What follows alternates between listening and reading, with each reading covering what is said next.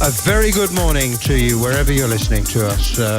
We're coming to you from the Dr. Y.S. Rajasekhar Reddy Andhra Cricket Association Stadium in Visakhapatnam, and we could be on the verge of another epic day of Test cricket in the revolution that has been brought about by Brendan McCullum and Ben Stokes in English Test cricket. A day of history beckons, perhaps a day in which India coasts to victory to square the series at 1-1. With England chasing 399. It is quite literally unprecedented. It would exceed the highest fourth innings run chase in this country by well over 100 runs. But if anybody can do it, it is, of course, this remarkable England cricket team. They will resume in around 6 or 7 minutes' time on 67 for 1, requiring a total of 399. That's another 332 runs away. And for those of you who listened to Jimmy Anderson on the following on podcast after day 3, he said that England were in a very good position. I'll say that just one more time before Steve Harmison comments. Jimmy Anderson said that England were in a very good position. Yeah, it's crazy now the way this game's changed under Stokes and McCullum, but they believe that they'll get 331 runs that they need to win. And I think when the longer this partnership, McCullum and Stokes, has gone on, the more that people have said, no, they can't do that, to actually, can they? And can they do 331 and 332? One thing I will say, man, is if they do it, and it's a big if, I think it was Axar Patel who did, Shubman Gill did the media last night, and he said India are 70-30. I think it's actually 80-20. But the closer England get... It's not 80-20, it's 95-5. Well, yeah. I agree. Well, I'll take that. But the longer it goes, 90-10, and then 85-15, and then 80-20, I think the pressure of that in the India dressing room will be massive. But I think if they do it, and like I said, it's a big if, you know what? It might change. I think it changes Test cricket for the much better, because India will then probably have to come out, change their game plan for the next 3 Test matches and play the way England do. And if you get the Indian cricket team playing baseball cricket, then I think Test match cricket might just give itself another, jolt and revive itself. Well, England's outfielding has been particularly outstanding. Their catching has been brilliant, and one man who takes some of the credit for that, and he'll reflect it back onto the players, of course, but the fielding coach is Paul Collingwood, and he had a chat to Andrew McKenna a little earlier this morning. Paul Collingwood, thank you very much for finding time to speak to us this morning. One of the reasons I wanted to speak to you is a lot have talked about the batting, a lot talked about the bowling. Fielding effort from this England group in the past few days has been exceptional. Catching, ground fielding and wicket keeping. The management group got to be so pleased with the players.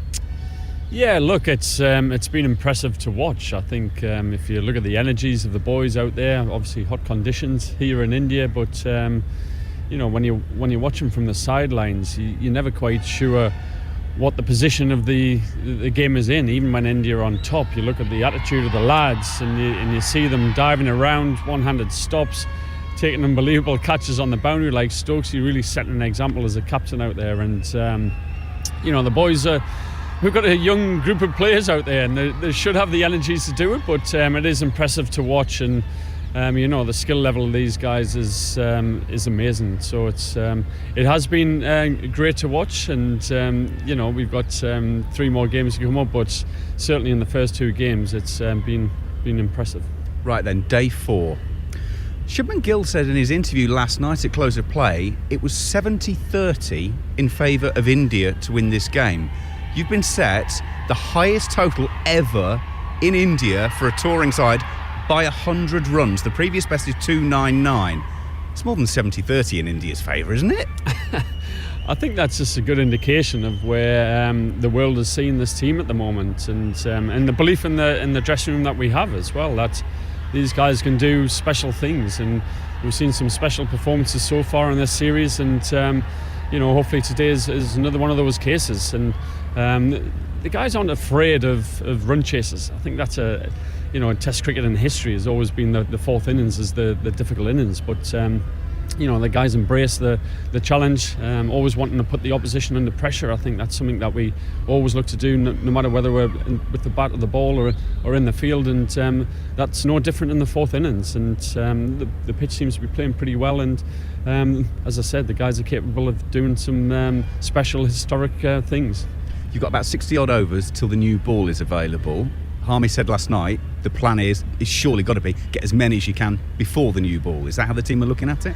We try to get as many as can, no matter what ball the guys are facing, to be honest with you. And it's, as long as we stick to the principles of how we go about it, it doesn't matter how many days are left in the game. It's about putting the opposition under pressure, and the guys enjoy doing that. They have a smile on their face when they play it in that mode. And anybody who's watched England over the last 2 years will be pretty sure of how we'll go about it, and that's trying to put opposition bowlers under pressure. Harmy, Paul Collingwood reflecting the optimism. Just quickly, you had a good long look at the pitch this morning, or got as close to it as the ground staff would let you. What does it indicate to you? How much misbehaviour will we get from the ball? Obviously the cracks are getting wider. Yeah, the attack dog of the curator was standing there ready for us to get anywhere near the rope. But I still think it's got, it's pretty much held together. I don't think the player. Brendan McCullum was on the wicket, and he was pushing the cracks, and it didn't seem to be moving. And normally when that gives an indication, when there's a little bit of inconsistency of bounce, so the ball's going to go up and down, is that these plates around the sort of wider cracks, when they start moving, then you start worrying as a batter, thinking, right, this could be up and down. I didn't get this. I didn't sense that. The one thing I will say is the end that Jasprit Bumrah is going to bowl at, the end that we're commentating from, there's a good big long crack which goes down probably around about sort of 7 metre to sort of 5.5, 4 metre mark, which I think is in the game for Jasprit Bumrah if he gets consistency of in and around off stump, because the crack went on towards off stump. It wasn't on off stump, where if it was on off stump, by the time it gets to the batter, it's too straight. This was just outside off stump, so you're thinking, right, that's going on to off stump, which means the batter will then have to make a decision. If that starts to move and go up and down, Jasprit Bumrah doesn't need cracks to make him unplayable, because he's proved it in this series so far. But that will be an added bonus and an added assistance for a bowler who, along with Jimmy Anderson in this game, from a seam bowler's point of view, have been a class above. Good morning, Jared Kimber. Are you anticipating a day of records? Why not? Okay, always. No. I'm anticipating times when both sides look absolutely bang on to win this game, and we have no idea what's happening, because that seems to be most of baseball, I think. I have exactly the same feeling. I honestly believe that maybe even 2 or 3 times we will be saying, "Oh, they've got no chance now," about both teams. But we could be wrong. I mean, it is also possible that either side could run away with it. I mean, 4 wickets in the morning session, and it'd be very hard for India not to win the game, you would think. Yeah, you'd think. I think that the hardest, if England do get close and are going to get this and get up to it, I think the hardest part of it would be the last 70 runs, because that would be then in and around tea time, and a whole day of sun and wearing on it, then the pitch could be unpredictable then. 2 slips in a gully. Jasprit Bumrah's first delivery of morning 4, and Zach Crawley plays it away defensively up towards mid-off. Had news that Shubman Gill hurt his finger significantly enough on the second day for him not to field through the entire 4th day, which means that it was okay to score 100 with, but not to field with. And actually, that's not as ridiculous as it sounds. No, I'd do the same if I was Shubman Gill. I've had me runs, I've had me games. See you later. Good luck, bowlers. Joe Root more or less did the same. Hopefully, Joe Root's have a lot of energy coming out in batting. Hopefully, his finger's not too bad, and he's had some time off yesterday. England are going to need him today. Here's Bumrah, second ball, balls to Crawley outside the off stump. It's left alone. Bumrah's arms are thrown into the air and in surprise, and he sort of runs his fingers through his hair, sucks breath between clenched teeth, suggesting that was very close to off stump. Yeah, pitched and nipped back. It seems perfectly upright. It's nipped back, but it swung even further, because as Bumrah can do, and he did many times yesterday, there was an appeal Barrett thought he nicked it, and it was just a seamer getting upright and swung after the ball. But one thing Zak Crawley's done very, very well in these two innings is he's left the ball when it's needed to be left. Bumrah again to Crawley, leaves alone outside the off stump, and no shot is offered. So, Jared, I'm not asking you for the number or any numbers in particular, although I'm sure that you can dig them up. But to the unmathematical eye, to the naked eye, if you like, it seems like Zak Crawley leaves more than he used to at the beginning of his England career. That is probably something we can look up. I'm not sure I've noticed that. So you think that it's because he kept nicking off trying to drive on the up and he's leaving some of those? Well, that would be a conclusion. Yeah. Here's Bumrah outside the off stump again. It's left by Zak Crawley, and there's no run. I just that's my impression, is that he leaves a lot more, especially early on. I think he's been leaving more early on. First 10 balls he's had in Hyderabad and in here, especially in the first innings. Bumrah bowl a touch wider, trying to entice him to play away from his body and get him across his crease. Instead of Zak wafting at it, that he sometimes can do, he's been in control of his movements. He's left the ball nicely, steered, bolt upright, and that for me is a good sign. Zak Crawley's in a good place when he does that. Here's Bumrah once again running away from us towards Crawley, again outside the off stump and again left. And I wouldn't be surprised if Bumrah's bowling that line deliberately. Definitely. That's what I'd do. I'd be looking to get Zak Crawley across the crease for the first initial part of the morning, especially my spell. Can I get him in front of all three? Can I get his head going over towards cover point, which then takes his front toe across the crease as opposed to down the crease, and then that big planting foot that he has, the pad's in the way, and then that brings the outside edge into play as well as LBW. Bumrah in last ball of the first over, and again just outside the off stump, left alone, and Crawley survives a maiden over. Well, he didn't need to survive it really, because he didn't play at anything outside the off stump. It's just especially as well, there's a little bit of that's the technical side of it, but you know that Crawley likes to field bat on ball early, and so if you don't give him a chance to put bat on ball, you were asking questions. But you're asking, you're putting him in a position where when he feels as though he wants to put bat on ball, you want him to be in a position where his technique becomes in question, i.e. he's fallen over, his head falls over, and then his right shoulder comes in and the bat comes from second slip because his head's fallen over and his weight transfer is not coming down the crease, it's going across the crease. And that's where in England you see him with that big booming sort of straight drive onto the leg side, tends to end up at sort of first or second slip because he nicks it playing away from his body. I think in the Ashes and over here so far, that hasn't been as evident, and I think largely down to the fact he's leaving balls and he's not getting himself dragged over, and when the ball is in his position to hit, he's actually hit it quite well straight, or he's hit it well on the leg side.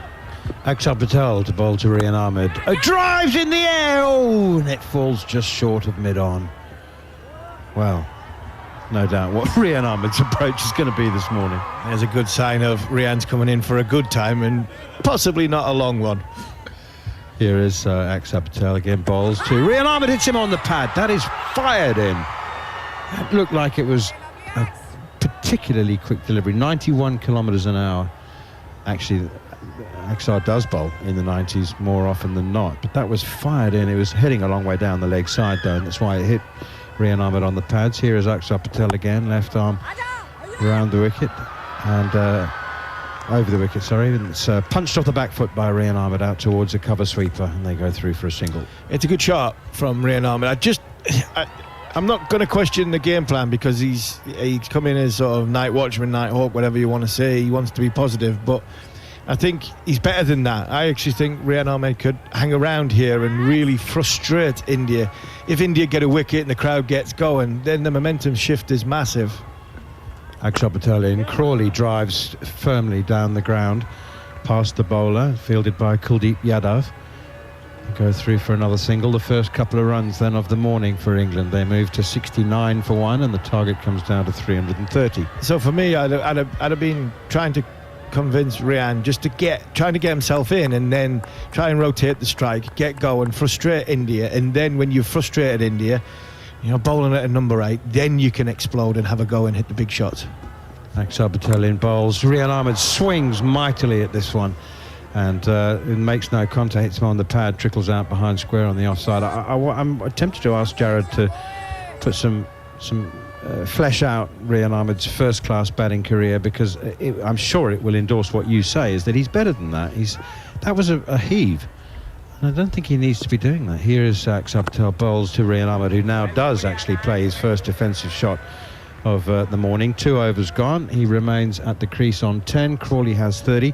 Jared, I mean, it's not, again, he's only 19 years old. It's not a big sample size, but he's made 70s, and I think he's got a first-class best of 80 odd. Or has he scored 100? I mean, he's as Harmy says, he's a much better player than a night watchman. He averages 30 in first-class cricket so far. 35 when playing for Leicester, though. So only 13 when playing for England. So you're right, hasn't really transferred so far. He's probably mostly bats around number 7. So playing as more of an all-rounder for Leicester. So yeah, I think you're right. I think there is certainly something there, but he is 19. So I don't think we expect him to be the final product, especially as an all-rounder. Usually they develop a little bit later, right? Because they have to get good at everything, not just one thing. That's right. Bumrah begins his second over, and again he's wide of the off stump, and it's left alone by Zach Crawley. And Chris Gaffney, the umpire, has had his attention drawn to some follow-through issues for Jasprit Bumrah, maybe? Possibly a little bit of debris off the bottom of Jasprit Bumrah's boots, but to carry on with Rian Ahmed, I'm trying to convince him this morning, just think like a batter. Think like a batter. Don't think like a number 8 or a number 9. Or don't give it away. Think like a batter and be positive. Outside the off stump, Crawley is beaten by one that keeps a bit low. I think he might possibly have played outside the line of that one. It might have gone past the inside edge into the gloves of Stricker Barrett. It's a bit like the first time you make it into the business class lounge. Your behaviour changes a bit, doesn't it? You feel like you need to be. I mean, here he is. He's in the top 6. You never been in the business class lounge with Goffey, then? Goffey only ever goes in the business class lounge. He's not on Air India where we are at the back of the plane.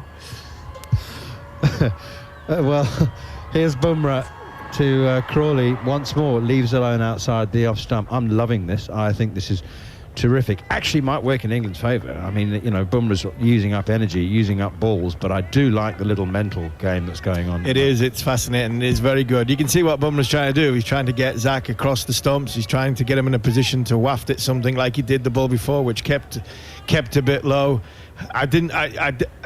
Bumrah's spells are dangerous, but I think the watch for me is it's not this spell from Bumrah, it's his next one. He's going to bowl now. What are we? We are 16 overs into the contest. When Bumrah comes back on 35 to 40 overs, that's when it's reverse swinging, that's when Bumrah's going to be dangerous today. Bumrah's in again, bowls. Crawley is beaten outside the off stump, and that one bounced, took off, and Crawley now walks down the pitch and has a suspicious prod at that one. It's quick delivery from Jasprit Bumrah. Yes, Jared? No wonder he's leaving them all. In the last Ashes, Crawley left 9.2% of his deliveries against seam bowling, according to CricViz. This series, it is 21.2%. And against Bumrah this series, it is 27.6%. Who needs CricViz when you got Manviz? I do like it when my impression, my uneducated impression, is backed up by stats, because it hardly ever happens. That's good. He is leaving more than usual. Bumrah in again, bowls. Crawley does play defensively into the gully. Shreyas Iyer fields and has a dummy throw at the stumps. Just a couple of runs for England so far this morning. But that's good from Zach Crawley, because they're trying to move him across, and there a younger Zach Crawley pushes at that out in front of himself, and he possibly nicks it. There Zach Crawley's in a position where he's leaving the ball, he's getting into the ball, and he knows he can make the catch up because of the way he plays. But that there was a defensive stroke where the face of his bat was facing the ground. So he let the ball come all the way to him, and he blocked it into the ground, gone off towards the gully, where in the past he plays out in front of himself, where the bat face is facing extra cover, or sometimes facing the sky. Bumrah in again, bowls. Crawley drives gloriously through mid-off for 4. Well, it's a mini little battle, Jasprit Bumrah and Zak Crawley. It's only lasted for 12 balls, and Crawley has left 10 of the first 11, 9 of the first 11, and then driven the last of them for an absolutely glorious boundary through mid-off. What a shot. What a really nice shot from Zak Crawley. Again, balance is perfect. Head position is still. He's not trying to hit it too hard. He's not trying to hit it too straight. He's hitting it where the ball should be hit. And because he's doing that, he's not lost any shape whatsoever. Aerial for the first 10, 20 metres. And then it's crashed straight between, I think it was R. Ashwin and Rohit Sharma. And the two of them looked at each other and asked the ball boy to throw it back. It was a beautiful shot from Zak Crawley. And just to finish on Rian Ahmed, 1999 I think it was, when Alex Tudor went out as a night watchman, got 99, a massive innings into the game, and I'd been trying to get Rian to look at that. Axar Patel into Rian Ahmed, uses his feet, has another hoik at it, and he'll get 4. It wasn't pretty, it is effective, it's 4 in the scorebook, but do you know, he actually looks like a man who doesn't care, isn't putting a price on his wicket. Good shot, well done, 4 runs, but yeah, it's 4 runs. It was an agricultural hack, but the more he's out there, and that's the thing, encouraging. The more he's out there, the more he frustrates India. Axar Patel in again, driven, that's a proper cricket shot through extra cover for 4. There you go, Rian Ahmed, that's how good you are. Don't need to hoik or hack. What a glorious extra cover drive. That is a shot of a number 3, Manners. The one before was a shot of a number 9. That one's a shot of a number 3. It was a beautiful shot. Ball outside off stump, just caressed through extra cover. Timing was perfect. Axar Patel in again. Rian Ahmed back and deep into his crease, plays it away up towards long on, and it's fielded out there by Rachid Padadar. And Rian Ahmed now is up to 19. England 82 for 1. That's better. He just rocks back on stumps, knocks it down the ground. When Rian Ahmed is on strike, there's 4 men inside the circle. It's a one-day field. You've got loads of runs on offer. Just keep frustrating this Indian bowling attack and the captain.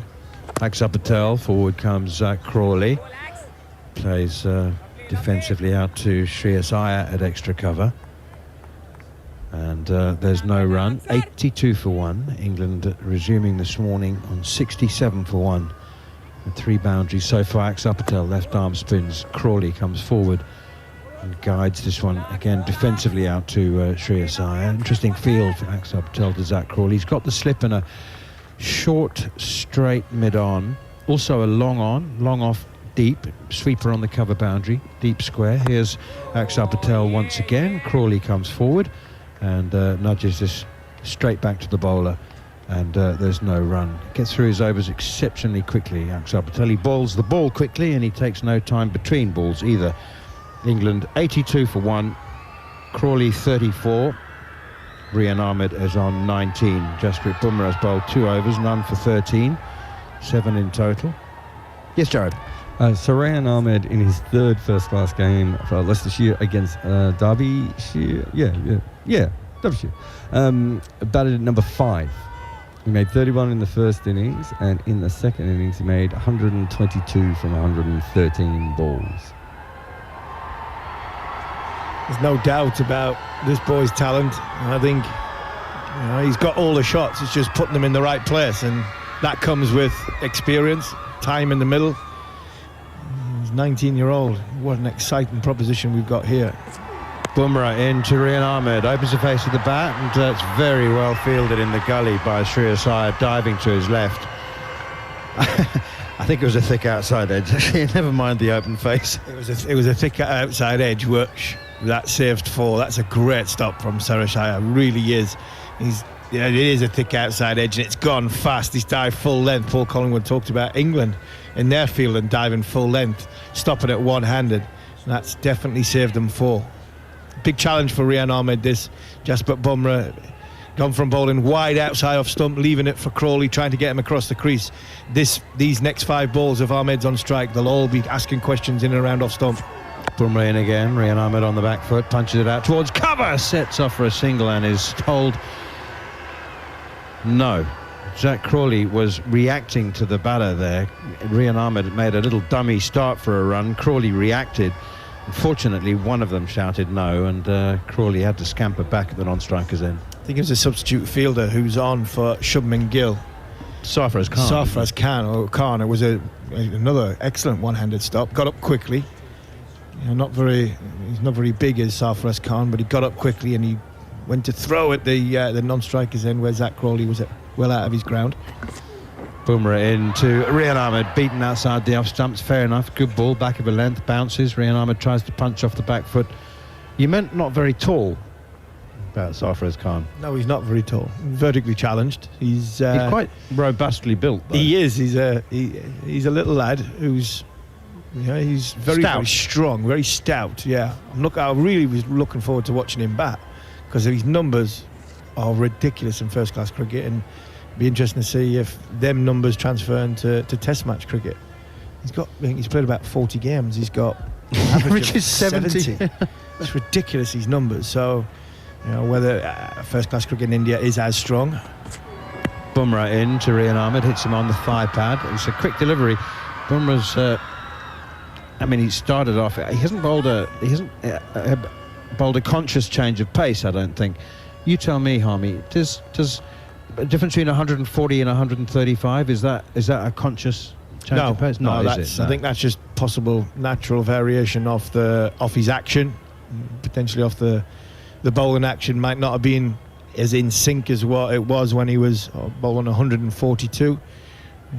If you're looking for a change of pace, it'll probably go down to 118, 120, 122 when he bowls that beautiful off-cutter that loops and dips on batters. 2 slips in a gully. Here's Jasprit Bumrah running away from us into Rian Ahmed, again beaten outside the off stump. It's good bowling, and Rian Ahmed's just, it's all well and good to say he should be leaving those alone, but the line is challenging. He's not hitting anywhere near them. He can shadow about as much as he wants at them balls. He's not getting anywhere near them. They're wide, they're bouncing. They're not, to be honest, at Rian Ahmed, the number, batting number 8 in he's come down number 8 in the order in Hyderabad and at here in Visakhapatnam. It's not a challenging length. It's not a challenging line. You've got to bowl he's got to be bowling at the top of the stumps to try and challenge, because if it bounces, if it decks away, then Rian Ahmed's not going to get anywhere near it. Bumrah in again, bowls, and that's very well played. Good delivery, little fuller, and Rian Ahmed has to play defensively and does limit himself to a defensive shot. He's 19 from 22 balls. Zach Crawley has 34 from 66. It's been a cautious start from him, apart from one glorious off drive.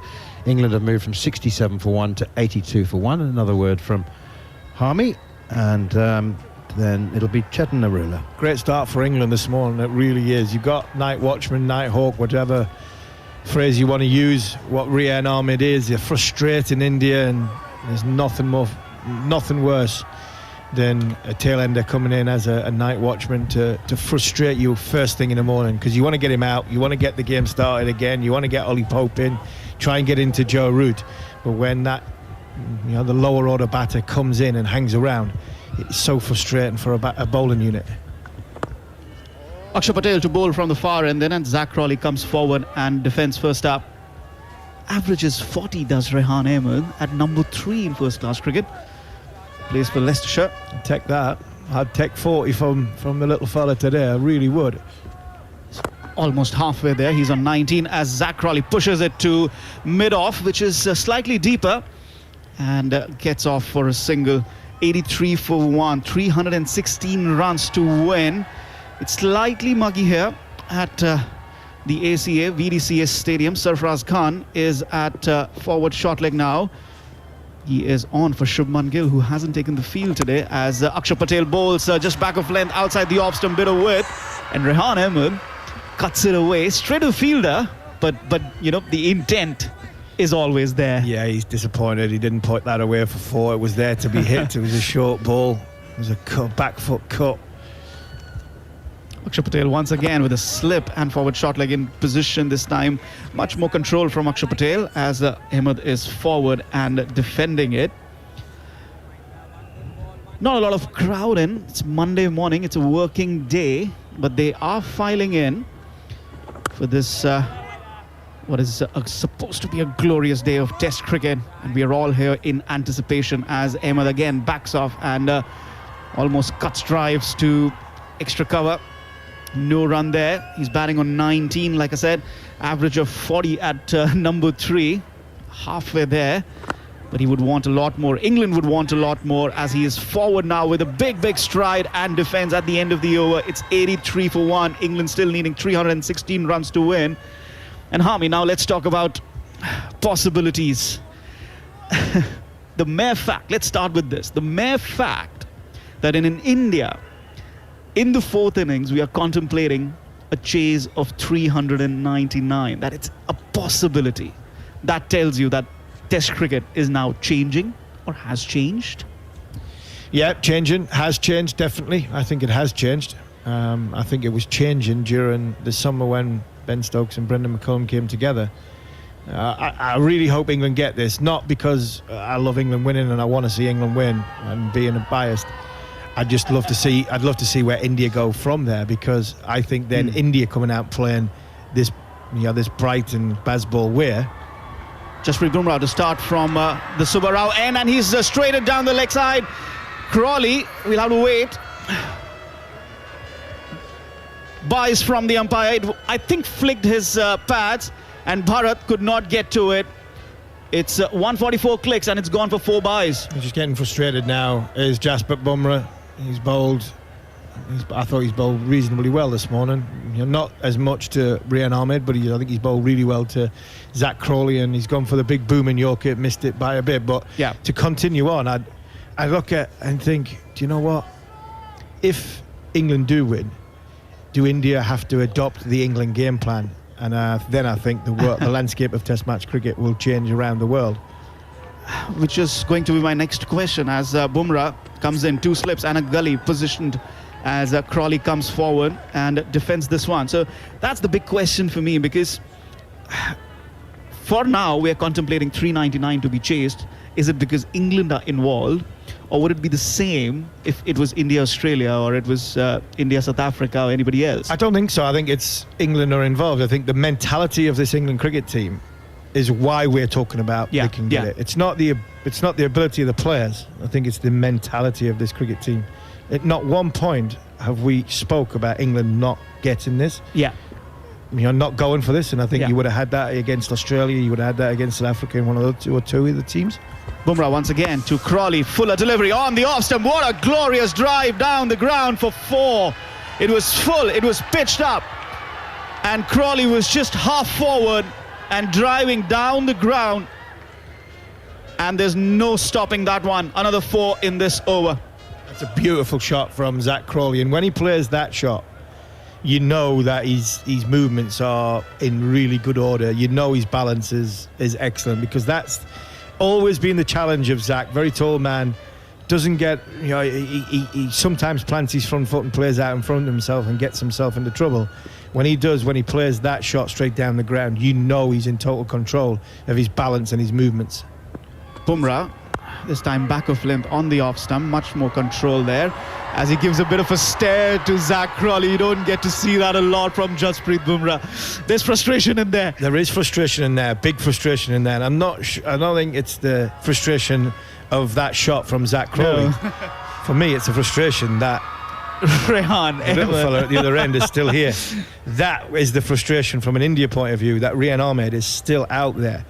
A lower order batter who is moving the game a little bit further on and a little bit further on, as well as, Rohit Sharma wants Jasprit Bumrah to bowl at Joe Root. He's now bowled this will be his fourth over this morning. 41 the partnership, as again, a little fuller. Crawley's forward and punching it towards mid-on. Ravichandran Ashwin, the fielder there, and he's trying to shine the ball at some point. We will see Ashwin into action. He picked up the wicket of Ben Duckett last evening. And now he has one more left-handed batter dismissal than the number of right-handers he has dismissed. We'll come to that. Jared has done a whole overnight research on that.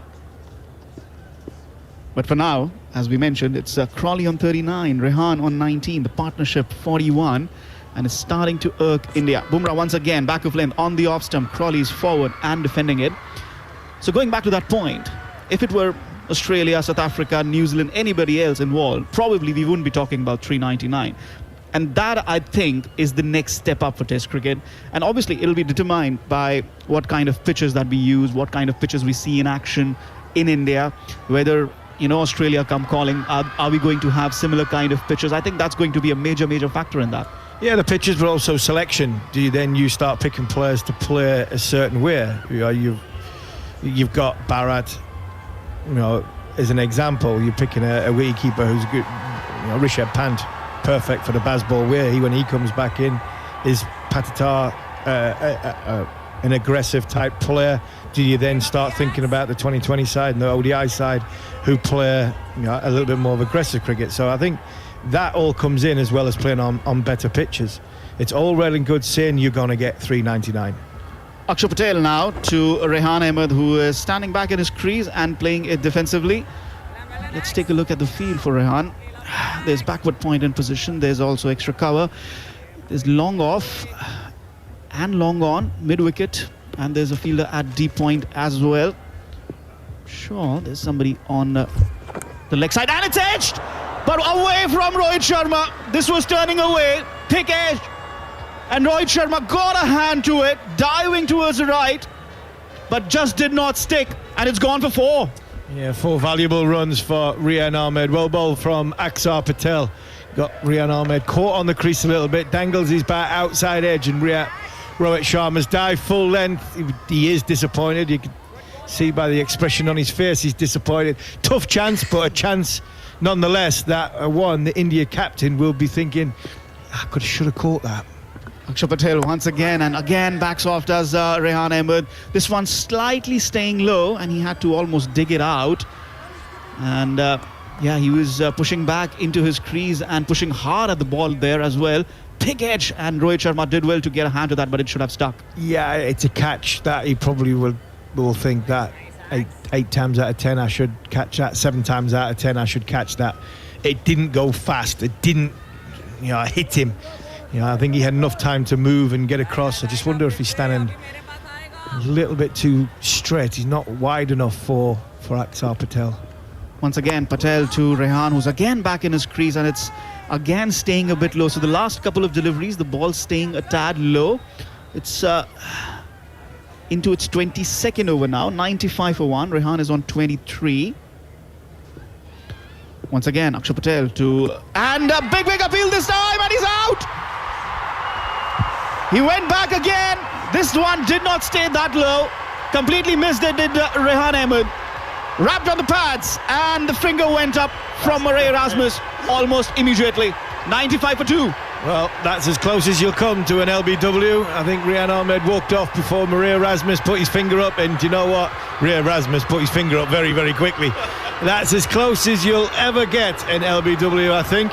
Rehan Ahmed is did he just get himself outside the line there? I've just seen a replay of it. But look, it's a great innings from Rehan. He's played very, very well last night to get himself a licence this morning. He's hit some beautiful shots. He's got 23 valuable runs for England, and he's frustrated the first half an hour for India. But Ollie Pope comes out. Jasprit Bumrah's 4 overs in. He's done a great job for me as night watchman, night hawk, whatever we want to call it now. He really has done a good job. But that was coming probably for quite a while with Akshar Patel. He was looking to get back quite a bit to hit the ball down the ground, and he left his stumps exposed a couple of times and had to quickly jab it out. But this time he couldn't get a bat involved, and it's hit his front pad. Looking at it again, it possibly could have been close to being outside the line, but it looked really, really close. Let's also take this opportunity to say good morning to Darren Gough.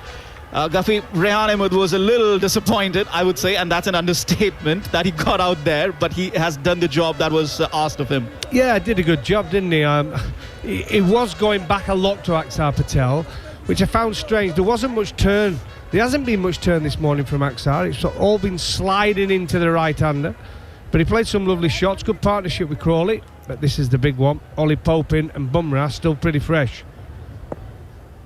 Ollie Pope then to face just one ball remaining in this over, and the fielder at deep point has been brought in almost halfway mark, not exactly at the conventional point position, as Patel bowls with a slip and forward short leg in position, and he's got that delivery driven past that very fielder who is at the halfway point mark, and Pope straight away off the mark with a boundary to end the over as well. It's 99 for 2. What a shot this is from Ollie Pope. Goffey just mentioned not much turn. Ball outside off stump. Half volley. Ollie Pope just caressed it through extra cover. Beautiful shot there from Ollie Pope. And we talk a lot about when Pope comes in, how frantic he can be and how edgy, and he's a little bit frenetic around the crease. First 10, 12 balls. That there, perfect. Great movement. Positive coming forward. And played a beautiful shot through extra cover. Good start from Ollie Pope. Well, he made his intentions pretty clear from the very go. 196 in Hyderabad. The knock that changed the course of this series already, Goffey.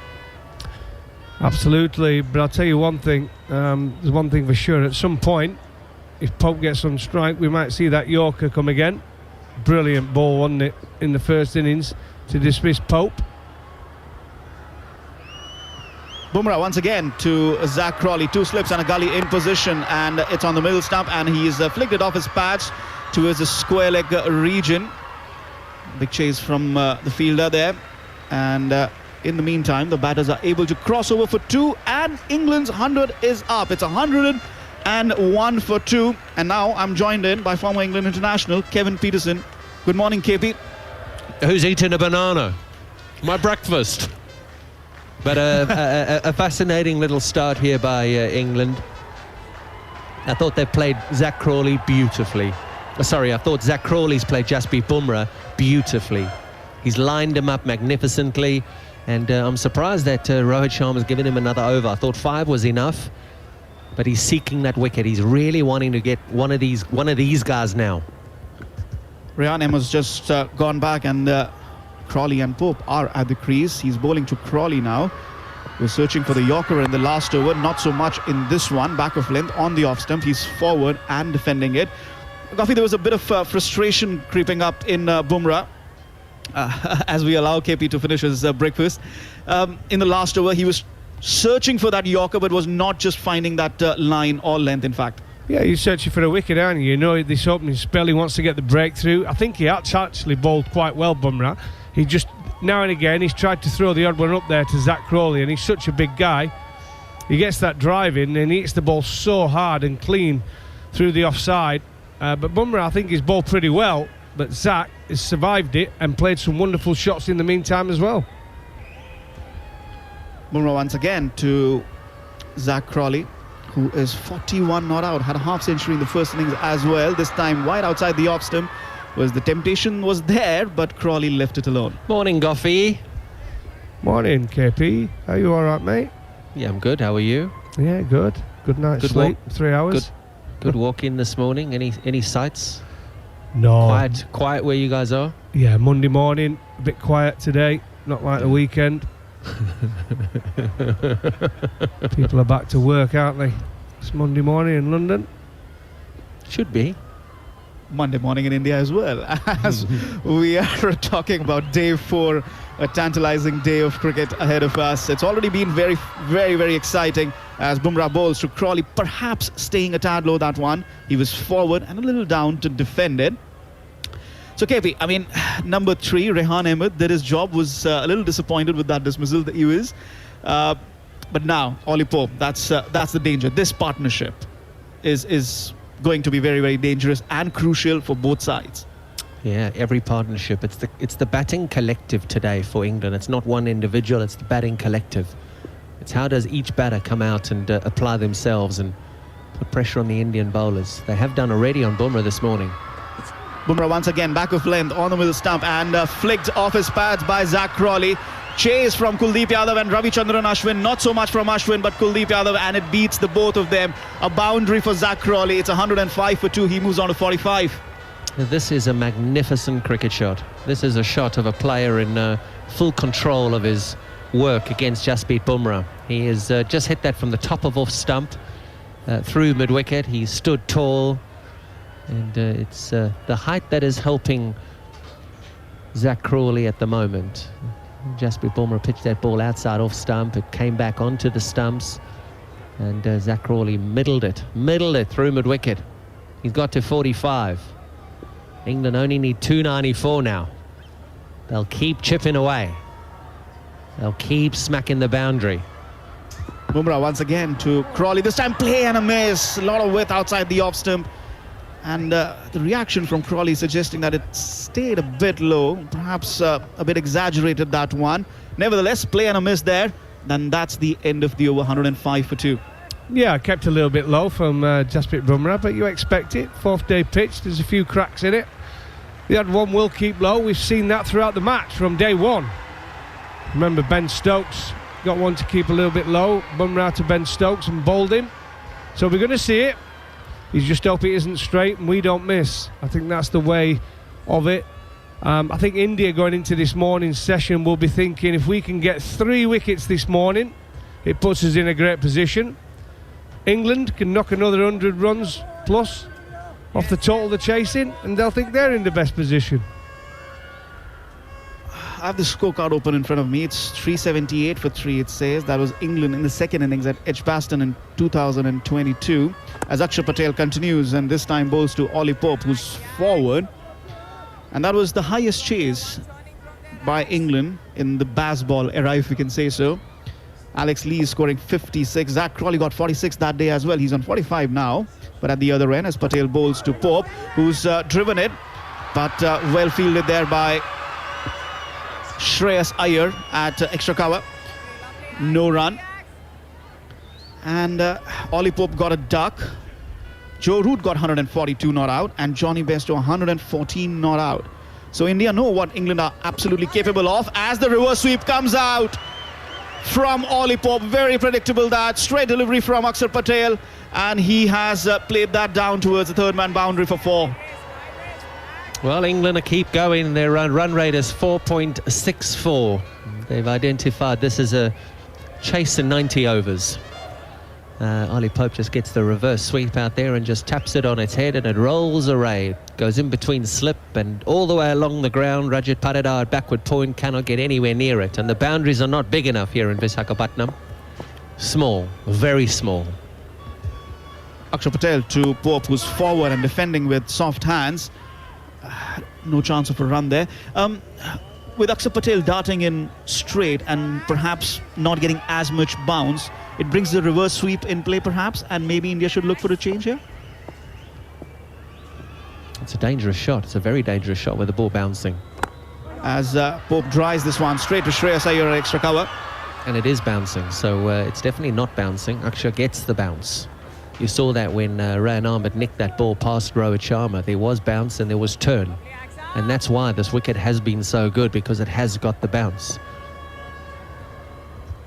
Akshar Patel once again to Pope, who's forward, big stride forward and defending. It's straight to Sarfaraz Khan, who is at forward short leg because Shubman Gill today hasn't taken the field. And at the end of the over, it's 109 for 2. England now needing 290 runs. Well, he got a good 100 yesterday. Probably needs a bit of a break today, Shubman Gill. He actually fielded well the first innings as well. Football followed him around, wasn't it? Took a few catches. But I think it's ready for a change. I really do. I think with Akshar Patel, it looks as though he's just sliding it into the right-hander. There hasn't been much turn, which has surprised me on day 4. But England, when they started today, when they took the loss of 1 wicket for the runs they've already got on the board, you would say so. 42 runs from the 10 overs bowled this morning. Just the 1 wicket for India. And there's a bowling change. Yeah, there is a Ashwin's change. coming in. Army was just at the back of the box going, why is Bumrah still bowling? Save some of his overs for when he can get Joe Root in. It's almost like they were listening. And so here we go with Ashwin then. To Crawley. Slip and leg slip. Shreyas Iyer's on the short mid-wicket for the clip off the toes. And then there's 4 out on the boundary. Ashwin around the wicket, brings Crawley forward, pushes out sensibly on the offside, takes an easy single. Keep the scoreboard ticking. It's TalkSport 2 and TalkSport and the TalkSport Cricket YouTube channel. England 110 for 2. Yeah, I said it on TV a few minutes ago before I came here to radio. I don't like the tactic here from India at all. Keep the fielders up. Let England hit it over the top. They're not guaranteed to hit every single ball over the top for 6 or for 4. Rain Ahmed played 1 shot this morning, which was the inside of the bat. He should have been caught at mid-on, but mid-on was back. Ashwin goes in, Pope solidly forward out into the offside, no run. And just because of intent, they spread the field. And I'm not so sure that's the way to captain here. Certainly not in the first session. Maybe if the game's getting tight and England are 7 down and you're wanting to just protect a few runs and play that cat and mouse. Are you going to go for it? Are you not? Ashwin in once again. Down the pitch is Pope. Clips it wide of Shreyas Iyer at the straight mid-wicket. Well fielded by Mukesh, coming from deep mid-wicket on the boundary. But England still take 2 more. 112 for 2. The target is 287 away. But look at that stroke now with the field up. Why has Ollie Pope come down the wicket? Ollie Pope's come down the wicket to hit it over the top. All the fielders are in. He's almost hit that straight to Shreyas Iyer at short mid-wicket. Oh, it is so close to being caught. Ashwin in. Ollie Pope on the reverse. They've gone up for the stumping. And umpire Gaffney is completely unmoved at the moment. The bails have been whipped off, so this may be an umpire's review if it does get reviewed. Are they also going up for a catch? Well, the DRS timer has gone down to 0. There was an awful lot going on there. Ollie Pope goes down on the reverse. It ends up in the hands of the keeper. Well, we're not going to review the stumping, and a catch hasn't been reviewed either. So in other words, nothing happened there, folks. Everyone calm down. I think Maria Erasmus did check the stumping. Maybe. But all the fielders are back in position now, and I think the game is moving forward. The umpires have said, no, enough's enough, let's go. It bounced quite a bit, actually, over Ollie Pope's gloves. Ashwin into him once again, brings him forward. Well fielded by Shreyas Iyer at that short mid-wicket position, going away to his right-hand side. Stops the run being taken. 1 ball left of the 25th over. England 112 for 2. They started 64 for 1. The magic number 399. It sounds daft to say it. Ashwin in off the back foot is Ollie Pope. Can't beat the fielder on the offside, who is Jaiswal, and there's no run. End of the over then. 25 gone here on TalkSport and TalkSport 2. England 112 for 2. Darren Gough. I think what Kev was talking about there is, but the captaincy, what's happened with the captaincy of Rohit Sharma is he's kind of the self-doubt. The doubt from that first test match that England came back from 190 down on first innings. And we've seen there some of the fielding positions are purely what could happen if England play the brand of cricket they're doing. He's got to concentrate on his team's own performance and the team's own plans to different players. And he hasn't done. Well, Shubman Gill, we keep making this point. Shubman Gill's comment last night at close of play that it was 70-30 in India's favour. England are living rent-free in their heads at the moment. They've been set 399 to win in India. That's not a 30% chance. New over starts, Akshar around the wicket, and Crawley plays back to the bowler and his follow-through no run. If you missed it, the highest score by any touring team in India in the 4th innings, forget to win, the highest ever score is 299. England have got to go 100 past that. Crawley's going to try and do it, though, because he comes down the pitch to Akshar and plays a lovely straight drive for 4. That's a magnificent shot by Zach Crawley, and he goes to 50. From 83 balls, 7 fours and a 6. England are 116 for 2. Yeah, this is quite something, and you do not want to leave the radio station that we are on, because it's just fabulous to listen to. It's fabulous to watch. It's fabulous to be a part of. Achar is in, Crawley pushes to mid-off. Mid-off is deep, there's an easy single. England will take another one, thank you very much. 117 for 2. And India will be thinking that England can win this. The way that England are playing this morning, they've got through Jasprit Bumrah, and India will be thinking, oh my goodness, there's only 282 runs of this type of batting on this surface. Bumrah is going to have to play something and do something monumental with their reverse swinging ball in about 45 minutes or so. Their testing session before lunch when Bumrah comes back is going to be the play. Patidar in at silly point. Pope goes down and plays the sweep. It's 4 more, this time through deep backwards square leg. 2 boundaries in the over for England, 121 for 2. Pope goes to 14. Yeah, he tried the reverse sweep. That didn't work off Ashwin, so he says, nah, I'll try the sweep. And he gets the sweep away and he plays it magnificently. And that's what you see now. With the bounce, you're going to get speed off the back so the players can play their shots. Achar in from the Dr. Vizzy end, turned round the corner by Ollie Pope. He's gone 2 straight again. That's going to be away for 4. That's 13 in the over all of a sudden. And just by playing good, solid, sensible cricket shots, England are 125 for 2. It's down to 274. I still can't believe we're having a conversation thinking that this is remotely possible, but it clearly is. Of course it is. They believe it is. There are no gremlins in this surface at all. The red soil just under the black soil is keeping the ball bouncing. The black soil has kept the wicket together. Final ball of this expensive over from Achar is pushed out by Ollie Pope to mid-off, and there is no run. They always say it's the hope that kills you in these situations, but honestly, Goffey, at the moment, you have to believe if you're England, because the way they're playing, 125 for 2. Well, we said yesterday, didn't we? At some point today, England will scare the life out of India, and I think already there'll be self-doubt of people sat there watching in the crowd. There'll be self-doubt from certain players on the pitch. The captaincy, some of his decisions already. You've seen Axar Patel. This is a guy who can turn the ball. Yes, he bowls it a little bit quick, but he hasn't turned the ball this morning. Has not turned the ball on day 4 in India.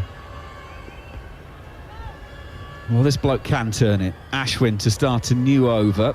He's going into Zach Crawley, playing defensively out on the onside, and there is no run. I think a lot of credit has to go to the ground staff, because this wicket is absolutely brilliant for Test match cricket. Ashwin around the umpire, drops into the offside by Crawley, sets up for a single that Ollie Pope doesn't want.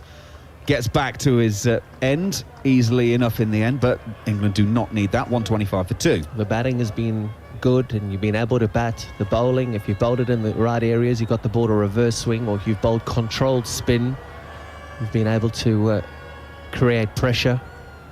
The odd ball has bounced, the odd ball has stayed low. You expect that on day 4. Ashwin around the wicket, Crawley forward, pushing into the offside again. They're looking for push and run if there's a single available. India very lively to get onto that ball, no run. India bowling one day speeds here. Even Ashwin's up at 93, 95 kilometres per hour. Ravichandran Ashwin's not that type of bowler in Test match cricket. England have had a huge effect on India in the way they're going about. Ashwin around the wicket, turned up, or at least attempted to be turned off his hit by Crawley, only finds Shreyas Iyer, no run. It looks so defensive. Everything looks so defensive here from India. The crowd still believe. You can hear the cheers from them. Crawley is deep in his crease, playing off the back foot to Ashwin this time. There is a deep cover sweeper, and it's just a single. There's a deep cover sweeper, a deep mid-wicket sweeper, a long on, who's now walking in. There was also a deep backward square, who is now walking in. It's an in-out field when you set the opposition 400 to win. It's crazy. And the in-out field here to Pope as well is madness. You've got a long on, or a man almost on the boundary at long on. Ollie Pope plays it just out on the onside to complete the over. 126 for 2. Pope's got 18, Crawley 52. You're just inviting that ability to just rotate strike, and rotation of strike is still something in these conditions. Batting at the other end, being able to just get off strike and tick along. then you get a sweep shot or a reverse sweep shot, or you get a bad ball and you put that away. Batting's easy. Batting is very, very easy. India have to try and create some pressure somehow. They've got to say to Zach Crawley, it's okay, hit 4 sixes, no problem. But if you don't hit that one just perfectly and we get you out, Root is in. Then you bring Bumrah in. Well, Rohit Sharma's just wandering down to have a conversation with Akshar at the moment, Goffey. There's clearly some rattled minds in this Indian team. Well, the effects of Bazball. Look what it does. I think India didn't believe they could come to the shores of India and play this way. I honestly believe that. They thought there's no way they can come here and play that brand of cricket. Well, I saw a TV programme before the first test, and P.S. Chawla said there is no way it works in this country. Akshar Patel will start a new over, left arm around the wicket. Crawley pushes out on the offside, no run. Well, Hyderabad proved it does, and you can be 190 behind on first innings and still do it. That's the thing about Bazball. There's been so many buts. I think we've now managed to get through them all. Crawley pushes out on the offside to the deep cover sweeper, takes a single. Well, they knocked this. Sorry, KP. They knocked this total off, and they'll be talking about it. I tell you, it changes the game totally if they reach this target. Absolutely. Right. Rohit is bringing Bumrah at long leg up to a sort of halfway back short fine leg for Ollie Pope. Deep mid wicket still out, long on. And deep point. There's a short mid-wicket. Pope's going to use his feet, and it's just wide of the short mid-wicket. It will run away for 4. And as they say, the scoreboard has no pictures, but it's 4 runs. It was aerial. Pope goes to 22. England 131 for 2. Yeah, down the wicket here, and he just chips it into the leg side, and he picks up another boundary. Akshar really needs to do something about the speeds that he's bowling. He's bowling the same speed every single delivery. Okay, a variation of 1 kilometre per hour, but he needs to try and do something different. Can't just keep bowling the same stuff. As a batter, if a bowler bowls the same stuff, you line him up. Where do I hit you? Where can I hit you? And there's all sorts of places to hit Akshar at the moment. He goes in, bowls. Ollie Pope pushes out to short extra cover, and there's no run. And it just shows that India have been affected. Big conversations between Rohit Sharma and Akshar before the first ball of this over. And he keeps bowling faster and faster and faster. Left arm around the wicket. That one's pretty quick as well. Homing in towards... It's rubbish. homing in towards Ollie Pope's pads. Pushed out on the offside. They will take a single. The quickest ball of the over, 97 kilometres per hour. I mean, he may as well just be bowling left arm seam. Yeah. He's got that undercutter that skids off of the leather of the ball rather than takes the seam, but we've not seen that one really yet. Akshar is in, and it's Zach Crawley covering up, and that will complete the over. That one was at 94. The over went 94, 95, 94, 93, 97, 94. End of the over, 28 gone. England 132 for 2, 267 is still the magic number for England to win this game. Darren Gough. I'm gobsmacked, I really am, from the fact that the way the spinners have bowled for India, the negativity, the pace they are bowling, there's turn in this pitch. We saw Tom Hartley, who we know can bowl it through quick as well, bowl it a little bit slower, get turn on day 3. We saw Rehan Hamid get turn on day 3. They've got to do something different here. They've got to change the momentum. England are on the front foot. India are panicking. Ashwin to start a new over around the wicket. Ollie Pope pushes out on the offside, and there's no run. It's almost like they've sort of got in the memory bank that 3 years ago Akshar caused England all sorts of problems during that COVID series. Therefore he'll do it again. But they've got Kuldeep. Left arm wrist spin. Wrist spin does funny things. Ashwin goes in, takes the edge, and that is caught. Pope dismissed at slip. Turn and bounce on that occasion. Rohit holds on to it. And the 3rd wicket goes down for England, the 2nd of the day. Pope goes for 23. England 132 for 3. Yeah, just as England were getting on top and feeling confident about the game, a poor shot really from Ollie Pope. Yes, he's come in, he's tried to be positive, he's played some wonderful shots for 23 off to his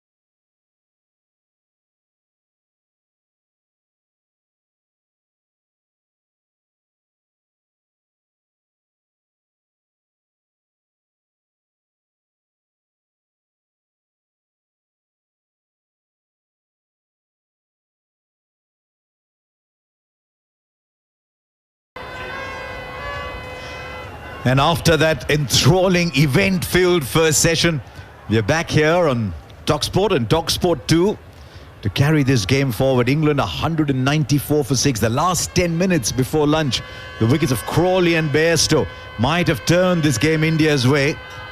Bumrah will start. He's got 1 for 31 and he's got Ben Foakes. Never a good sign when the two batters at the crease are at the crease, neither of whom has faced a ball. England lost wickets today at 95, 132, 154. And then in successive overs at 194, India brought Kuldeep Yadav on very late. And then that dismissal of Zach Crawley that a lot of people will be talking about. Just checked with one of our producers back in television. That ball turned a lot less than it was apparent. Only turned 2 degrees. My first impression was umpire's call. Right, all set now. Ben Foakes. What England need from here is a Ben Stokes special and someone stands alongside him. He soaks up pressure like Chetan Narula has chocolate ice cream. I haven't had ice cream of any of the days of the series so far. Bumrah bowls and Foakes goes back. First one defends, pushes out on the offside. Not much change in the field. Still the 2 slips in the gully, 3 others on the off. Mid-on and mid-wicket and deep backward square. My impression before play started today was that today would be a day for strong minds because England would come hard at India. I thought the 2 bowlers would, therefore for India would be Bumrah and Ashwin. It was Ashwin who started it after Akshar Patel had picked up that first wicket. I just thought that Bumrah to Crawley was just outstanding cricket in the first half. Now Bumrah bowling to Ben Foakes, 194 for 6 England, and Foakes goes forward, pushes on the offside, out to point, he can't get a run, and Bumrah finishes his 12th over, 1 for 31 and 7 in the game. Yeah, that was a brilliant spell in the morning, but he was a little bit frustrated when Crawley was getting away with those boundaries. And the first 45-50 minutes, especially despite the dismissal of Rehan, the runs were really coming thick and fast, particularly when Oli Pope came to the crease. And then India spread out the field, and ordinarily you would think that they're going defensive. But perhaps with this English side, the close-in fielders aren't going to work. You have to put in your conventional catching positions as well as stop the flow of runs. And I thought, despite being a tad bit reactionary, that was a good move from India. Perhaps a little too late in the day, not too late, a little late than perhaps anticipated. I just love the way Zach Crawley batted. Zach Crawley was not trying to hit every ball. He was picking the right ball to hit, and he was successful for a major part of that innings. I got the impression with Pope and Root, I know everyone says that's the way it's been very successful for England, but they wanted to hit every ball. I think Root is a far, far, far better player than that. But this could just be a contrary opinion. Here's Kuldeep Yadav starting a fresh spell, bowls to Stokes, who goes forward, defends out to one of the 2 catchers close by. And the greatness of that Crawley innings, his first objective was to deny Bumrah a wicket. Remember how well Anderson has bowled in the first half hour every day. Deny Bumrah the wicket. I thought his judgment of length when he was driving Bumrah was exceptional. Zach Crawley was looking very, very good. He's growing in stature on this tour of India. Now there's a short cover as well, apart from the slip and the silly point for Kuldeep Yadav. And Stokes goes back and pushes on the offside to one that's turning away from him. Did you notice the Bumrah stare to Crawley? I mean, you don't often get that from Bumrah. I mean, he's always very happy and chirpy and smiling. There's a side to him. There's a side to him. He was docked a point by the referee after Hyderabad. And you know, there's a fast bowler in there, so you will get those odd stares. Here comes Kuldeep. Onto leg and middle, and Stokes gets off the mark, playing it wide of mid-on. Ashwin is there. The single takes England up to 195 for 6. I thought England's great chance was with Zach Crawley at the crease. He's looked superb in both the innings here. As Harsha mentioned, picking his moment to score being his big strength. Doesn't always appear so because he's going at a very, very fast clip. He was only scoring at a strike rate of 58 or 60. Like I said, it seems like he's going at a fast clip, but he's picking his moments to strike the ball. He was. I thought it was a lovely innings. Now Kuldeep Yadav, Ben Foakes in front of him, and gets the wrong gun that he doesn't read. I thought he played the line and the ball just snaked away from him. In the first innings, he played for the turn that wasn't there and lost his stump. This one, I mean, as you see it on television, it looks like it's actually turning back in to the right-hander. This is good bowling. Introduced very late, but he struck a length straight away.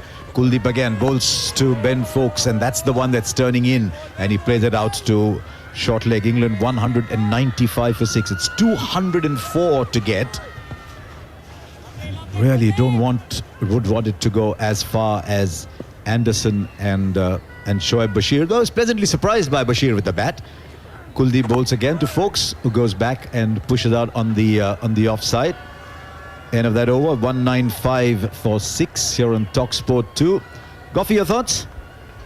Well, I think you two are talking sense. Absolutely.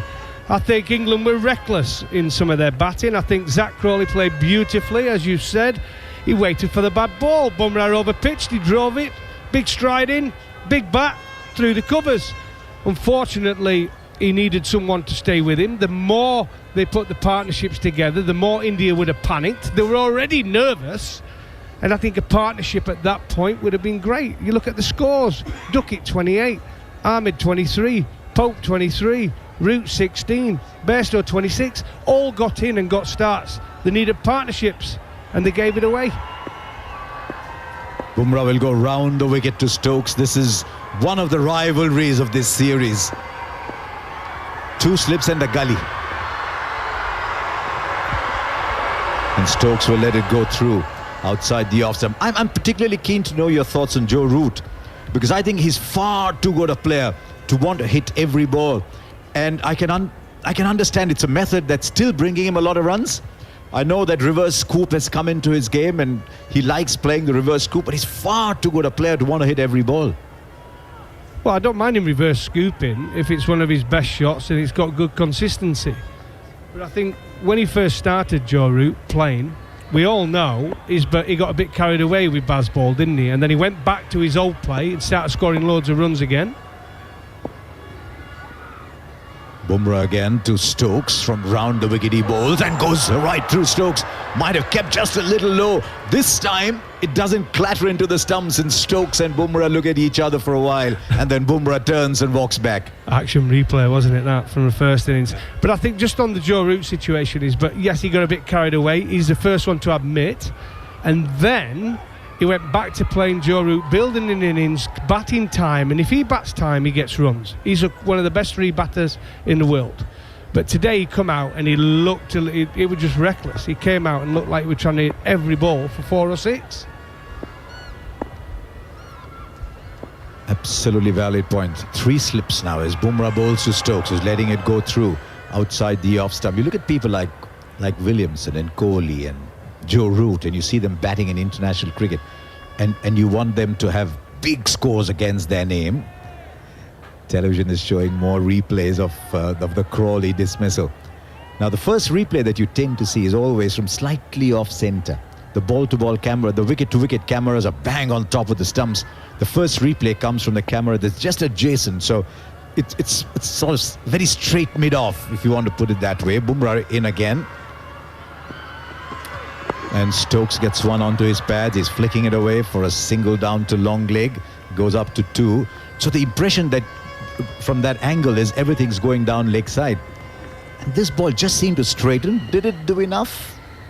You go by technology. Umpire's call has been a friend to the fielding side today. This wasn't even umpire's call. Yeah, that was 3 reds from Kuldeep Yadav.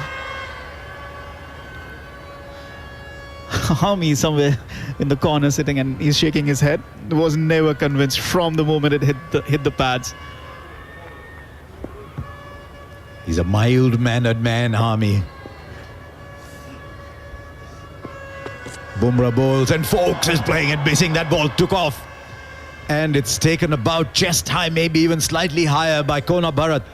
Another probing over. 196 for 6. Stokes 2. Foakes hasn't scored. Gee, Coffee is always asking questions. I know you like watching Bumrah. It does. There's not many fast bowlers excite me in this era, but Bumrah is just up there. If I was the coach of any team in the world, I said I would buy him. I'd buy anything. I'd pay anything to buy him and put him in my side. I really would. He's the full package, mate. Absolute full package. Yorkshire Coffee? I don't think we can't afford him. Bumrah bowls, and Foakes is getting a ball that's pitched up well into the pads, and he flicks it away down in front of square. Forget it, I didn't ask you that question. We would love him if he wants to come, though, but I don't think red ball will be the top of his target list with an IPL just round the corner.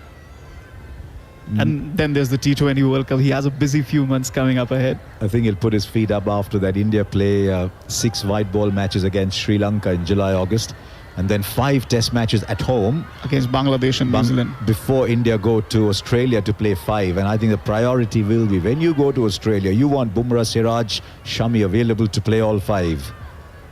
Add Mukesh to that as well this time around. Maybe I'll say that after this test match is over. This has not been the greatest commercial of his for his skills. Kuldeep starts a new over, and he bowls to Stokes, who punches off the back foot out on the onside. He's found the gap, but not hit it hard enough to get 4. He'll come back for 2. So you think Harmy was worked up, was he? Oh no, he's never worked up. Always smiling. Softest of people, you know. I thought he might have been more worked up by last night's result. I sort of went to bed at 1-1 Arsenal-Liverpool. I got up, it was 3-1. Kuldeep bowls again. It's full, and Stokes is driving. Kuldeep gets a hand to it. Might have got a bit of foot on it as well. And Ben Foakes picks up the ball and gives it to him. He might have had a word with Kuldeep. Can I? Always good to do that. Yeah, he wouldn't have tried that if Ashwin was bowling. Although he's at the non-strikers end, so no harm done. In again, Kuldeep bowls, and off the back foot, Stokes goes back in defence. Absolutely critical that Stokes gets in.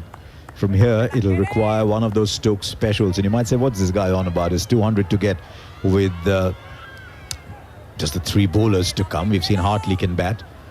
But with Stokes, you never know. He's pulled the rabbit out of the hat so many times. A slip and a silly point. He's only in 10 balls. He's looked okay so far. Kuldeep bowls, judges the movement well, and hits the ball straight into Sarfaraz at silly point. It's always tricky when you're standing there. 198 for 6 at this stage. Right, where did it hit him? He's got padding up right up to his knee. Just watching it on the replay.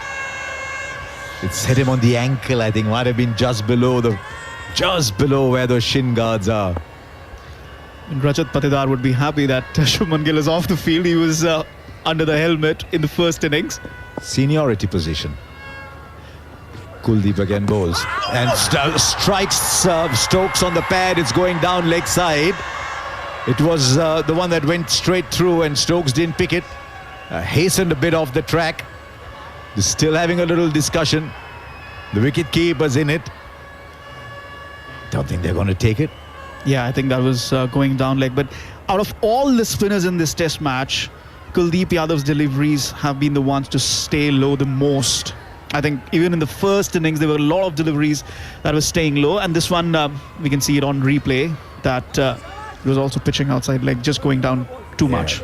Yeah, pitched outside leg. I was a little surprised he was brought on as late as he was. Yeah, me too. Because I think there was one ball from every over from Akshar Patel was doing something. So Rohit was probably tempted to keep him going. Back with Kuldeep.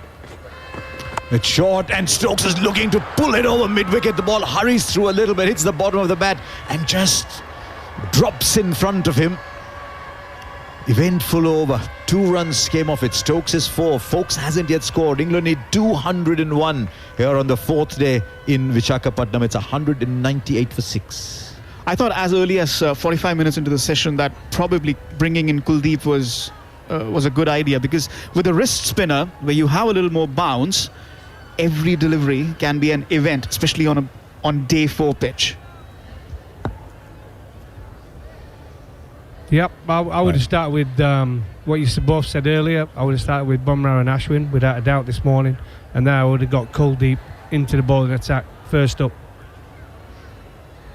I thought Ashwin bowled beautifully. He's sitting on 499, isn't he? He's just looking at the captain every time saying, Captain, do you want me? Do you want me? He's gone past one little landmark, which is the most wickets by an Indian against England. Chandrasekhar at 94. He's picked up 95. But at the moment, he's watching Bumrah into Stokes.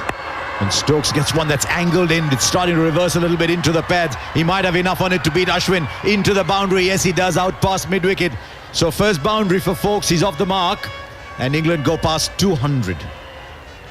Yeah, I don't think Ashwin was ever going to chase that one. I just feel that, he's always run like a 37-year-old, but now he's actually 37. Probably lost a couple of yards of pace, and it's been pretty apparent in this series so far. But it's a boundary hitting ground. It slopes nicely away towards mid-wicket. It's not the biggest ground in the world. He picked the gap very well, but the ball is starting to tail into the right-hander.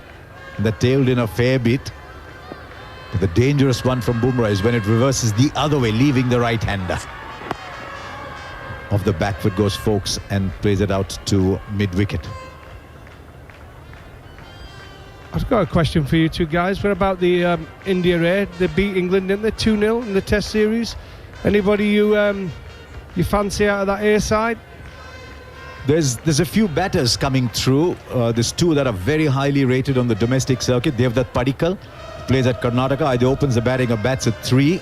Had a good season with RCB initially when he first caught the eye.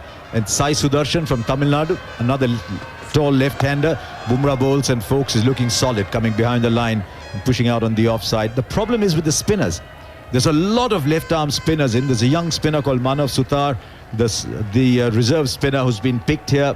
Really tosses the ball up, gives it a rip. There's a good under-19 off-spinner called Soumya Pandey. But there isn't an off-spinner inside, Goffey. And I don't think you'd ever imagine me telling that to you. There isn't an off-spinner on the horizon in India at the moment. Wow. Pulkit Narang does well, but he's slightly on the older side. He's already 30, and he's just picked up a 5-wicket haul in domestic cricket, but I don't think he's on the horizon of the Indian selectors. Saurabh Kumar, the left armer here, is highly rated. Once again, ball tailing in, but Foakes is committed to the drive, and he moves with the shot and picks up a single that takes the total to 203. Stokes is 4. And Foakes is 5. So lots of young left-arm spinners coming through. There's a fast bowler called Akash Deep. He picked up a few wickets. So he's probably in line. There's Avesh Khan over here. So there's that sort of cohort there. I think from an England point of view, what I heard from people who saw that was Matthew Potts. He took a lot of wickets. Yeah, there's Potts, there's Fisher. Fisher plays at Yorkshire. He's struggled a lot with injuries over the years. He's played a Test match in the Caribbean. What happened to Josh Tong? Here is Bumrah from round the wicket. He bowls, all plays and misses. Does Stokes, who's looking to guide it down to third man. I think he might have bailed out, but this contest just gets so riveting. Yeah, it was pitched in line and just following Stokes. Line of his body. He was trying to play late, as Harsha said, trying to guide it, and just pulled out too late. It was a tad too close to his body to play that kind of a stroke, I think. I'll tell you, Goffey, who's still taking wickets and still playing domestic cricket for Delhi is Ishant Sharma. Picked up a couple more wickets the other night. Now Bumrah again from round the wickets. Stokes in front of him. Bat very close to his body, just mildly adjacent, and he taps the ball away to gully for Bumrah to finish another over. 1 for 37 from 14. Stokes 4, Foakes 5. It's 2 or 3 for 6. Hey, Ishant Sharma. I'm not going to be ageist, because when you look at Jimmy Anderson at 41, who would have thought that, right? Jimmy Anderson is still at 41, still taking wickets, still taking high-quality wickets as well in this game. 3 for 47 in the first innings. He was outstanding, and still taking the big names as well. So we've got a lot of young fast bowlers. Jofra Archer struggled with injury. Tong now's injured again. Gus Atkinson's over there. Might get a game in the series. He's got some serious pace as well, but not every day. Don't be... The thing about Gus Atkinson, people think he's a 95 miles an hour bowler every single day. He's not. He's not that type of bowler. Kuldeep bowls, drives, does Foakes. It might have taken a bit of Stokes on the way. And so it'll be down to just a single. I was going to ask you about Atkinson, actually, because there's something about the out-and-out fast bowler that gets you excited. Yeah, but like I said, he's someone, when he's got 4 overs to bowl, he can bowl it at 95 miles an hour. When you have to back it up day after day, he's not that type of bowler. Not many people are. What's the future for Mark Wood? Well, you're playing while everybody's fit, don't you? It's two tests a series. Does it need to be that way, though, Goffey? There have been fast bowlers in the past, too. Is it just his body that can't take the strain? Because fast bowlers in the past have played 5 test series. Oh, yeah. Pat Cummins does, day in, day out. Oh, yeah, absolutely. He's a bit quicker than Cummins, but alternate him and Archer would be the dream. And Gus Atkinson, when you got 3 of them. Kuldeep again bowls and Stokes goes forward. This time reads the turn well out to silly point. Do you see Mark Wood playing another test in this series, Goffey, or is it going to be Anderson third and then they're going to decide? Well, the way it's gone so far, I mean, seamers have been a big part of this game. I think Huge Stokes part not of this bowling. game. Stokes not bowling has been a big loss for England. At the moment with bat in hand, plays that ball out to mid-wicket. He can't get a run. Players like Stokes for India, Hardik Pandya. You look at this side, Hardik Pandya playing for Mukesh Kumar. Takes a new ball, bowls 4 overs, comes back, bowls another spell and bats at 6 or 7. That's the kind of player that's invaluable to the balance of your side when you're playing a spin-dominated attack. Kuldeep bowls it on Stokes' pads. He'll get a single out to deep mid-wicket that takes him to 5. Folks is 6. It's 2 or 5 for 6. I still think that England can play a second seamer if Root is going to play that third spinner's role. And at the moment, he's above Stokes in the all-rounders ranking. And if Stokes doesn't bowl, he's going to drop down anyway. Depend on his finger injury, won't it? Yeah, but it's a little finger. I know he didn't come out to field yesterday. And if you're missing Root with the ball, it tells you a thing or two. Kuldeep bowls again. It's turning into Folks, who's resolute in defence, goes down and pushes the ball in front of him. But he bowled a lot of overs in Hyderabad, and Goffey, you guys were talking about the workload management and why it was important to have Shoaib Bashir probably come in to share some of that workload as an off-spinner. India still searching for a wicket after lunch. Here's Kuldeep Yadav, he bowls and Folks flicks that off the back foot out to square leg for a single. Folks goes up to 7, Stokes 5. It's 206 for 6 and England need another 193. Well, they have got 10 days off after this test match, so you never know. We'll see how we go with it, and Joe Root's got plenty of time to recover and nurse that finger. But it is the all-rounder is a big thing for any international team around the world, and I think even for India. Pandya, is he not going to play Test cricket anymore? Has he got an injury or? Well, he does have an injury. He was injured during the World Cup, and India needed 2 players to replace him. But yeah, I don't think he's on the horizon for Test cricket anymore. I think that ship has sailed. I think he is somebody who is in line for the white ball captaincy, not for the T20 World Cup, but probably beyond that. Afternoon, everybody. Jasprit Bumrah coming in, right arm over once again, and that's a beauty outside of Folks' off stump. And there's no run. If the alarm's just gone off 7 o'clock this Monday morning, well, I can tell you the run chase is looking pretty forlorn for England at this stage.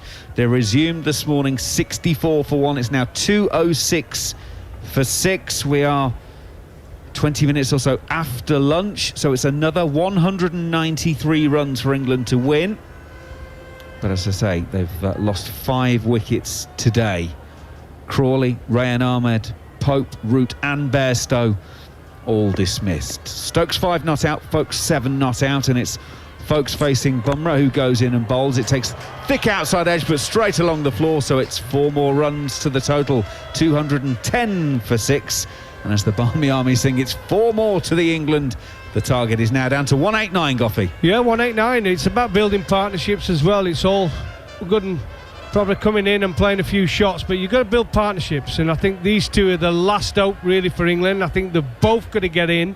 We know Stokes always starts off being watchful, and then he goes up a gear or 2, and these 2 are the last real hope. They've got to get a partnership together and get it under that 150, and then you just never know.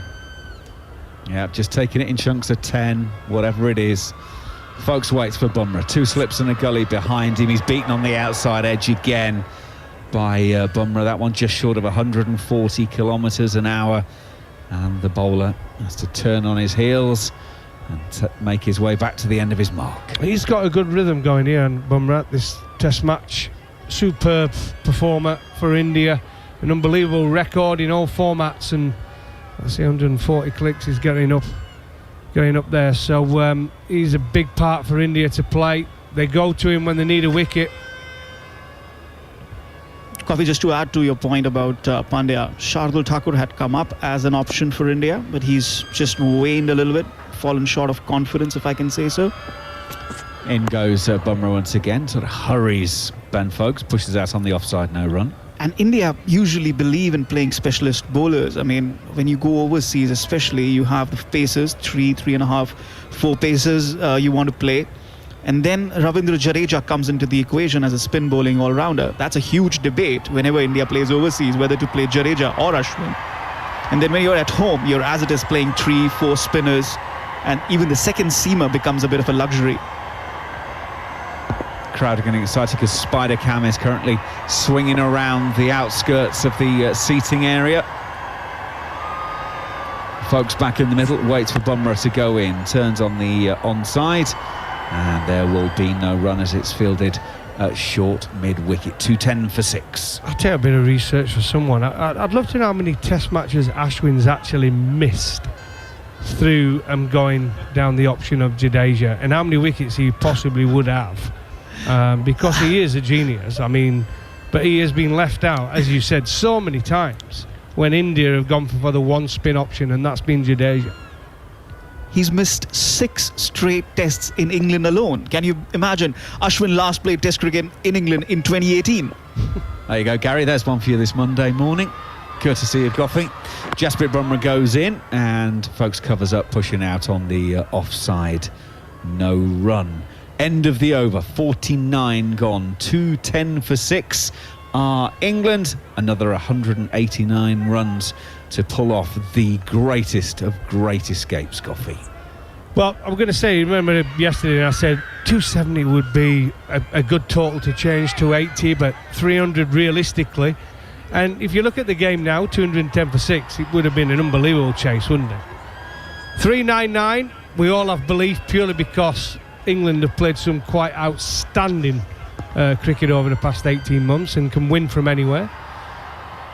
But 189 needed now. Macca? Yeah. 4 wickets left. Yeah, absolutely. Kuldeep then from the far end, the Dr. Vizzy end, bowling to Stokes, gives that one a little bit of air. Stokes pushes forward and there's no run. I mentioned this earlier, but I'll repeat it again for the people who are just switching on this Monday morning. The highest score in a 4th innings of a test in India by the visiting team is 299. Sri Lanka making that in 2017-2018. England are having to go 100 more than that. Stokes is forward quietly to Kuldeep, and there is no run. So it just gives you an idea and some context of what exactly England are looking at. Sri Lanka were 299 for 5 in 103 overs in that game in Delhi. Yeah. In a match that actually ended up being drawn. Kuldeep, in, was a lot of air on that one. That's a tempter for Stokes. He's got nothing to do with it. He's going to play defensively. Yeah, I remember that game. Obviously, my hometown. Other than those, by the way, West Indies 276 for 5. That was the 1987-88 season. New Zealand 272 for 6. That was in Ahmedabad in 2003-04. Stokes pushing out on the offside, and there's no run to backward points. West Indies 270 for 7. West Indies 266 all out in Mumbai. So yeah, there's not many, and this is the kind of region that we are looking at. 5th ball of the over. Kuldeep comes in and bowls left arm wrist spin. That one hurries onto Ben Stokes a little bit, but there is no run. Gary's already got the answer for you, Goffey. Gary Morgan, our stats man. What a man. Out of the 97 tests that Ashwin has played, he's missed out in 24. So, yeah, how many more wickets would he have in 24 test matches? It's a heck of an effort. Comes in once again. Bolted with a bit of a grunt, does Kuldeep. Ben Stokes stays deep in the crease and hits out to the deep cover fielder who's made a mess of it. And it goes for 4. Is that Akshar who's out there? Wow. Oh, Rohit's got a face like thunder on him at the moment. The runs probably won't come into the equation, but I tell you what, if they do, you can mark that one down. That's another boundary for England. 2:14 for 6 at the end of the over. It's 185 for victory. Rohit Sharma has just reached the 3/4 mark as he changes sides, and for half of it he was still staring in Akshar Patel's direction, who was not looking at him at all. Not even once did he look at Rohit Sharma. Well, you wouldn't do, would you? And to your answer, Macca, just quickly to your answer on if he missed 24 tests, I reckon you're looking at another 100 test wickets, right? I mean, it just depends, because in the earlier half of his career, he wasn't on the money in terms of overseas wickets especially, but from 2018 onwards, when he travelled to England, South Africa, Australia, he's been a changed bowler overseas, and I think he's missed the majority of those 24 tests since then. Like I mentioned, 6 alone in England. So yeah, I agree. If not 100, then at least 70, 80 there. So he's on 499 at the moment, and he's coming on to bowl. So we're looking for number 500. You give him 100 more, and he's then in the region of Stuart Broad at 604-ish. So that gives you the idea of where he is. So it is going to be Ashwin around the wickets, bowling to Ben Foakes. Slip in place. Foakes uses his feet to get to this one. Clips it to mid-on, and there is no run. So Rohit is still at slip. There is the... I was going to say short leg, but it's not that short. 2 whole pitches away from the cut strip, but under the helmet. Short mid-wicket as well. Ashwin around the wicket, bit of air, pushed out on the offside. No run on this occasion. And just to add, 619, Anil Kumble, the highest Indian test wicket taker, and also his idol, somebody he really looks up to. Ashwin goes in, played defensively by Foakes. No run. Yeah, he'd be in very, very rarefied company. I mean, not that he's not already. Ashwin around the wicket, inside edge, just past the stumps from Foakes. And it goes down to fine leg, and they'll take a single. I mean, I know all wouldn't want the 500 to be an inside edge off a drive back onto the stumps, would you? I think it was around the 300 mark. He was asked about reaching 600 test wickets, and he said, the moment I equal Anil Kumble, I don't want to go ahead of him. I might retire on the spot. Wow. Well, he's now going to face up with Ben Stokes. Stokes is going to have a slip, and the short leg once again. Kumble for the 5th ball of the over is around the wicket. Stokes just playing defensively out on the onside. No run. It is day 4, remember. There is still nominally a day left of this one. There's 53 overs after this next ball of play. Ashwin around the wicket. Stokes advances to him, pushes out on the offside. There's a bit of a yes-no. Stokes goes back. The throw from Shreyas Iyer is going to ricochet off the stumps and disappear out to deep mid-wicket. And Foakes has called Stokes through and was almost standing next to him by the time the England captain actually realised what was happening. And they do take the run in the end. So it's going to go down in the scorebook as a single. Doesn't quite tell the whole story of just what happened in that last sort of 15 seconds or so. End of the over here on TalkSport 2 and the TalkSport Cricket YouTube channel. 216 for 6, England. They've got it down to 183 for victory.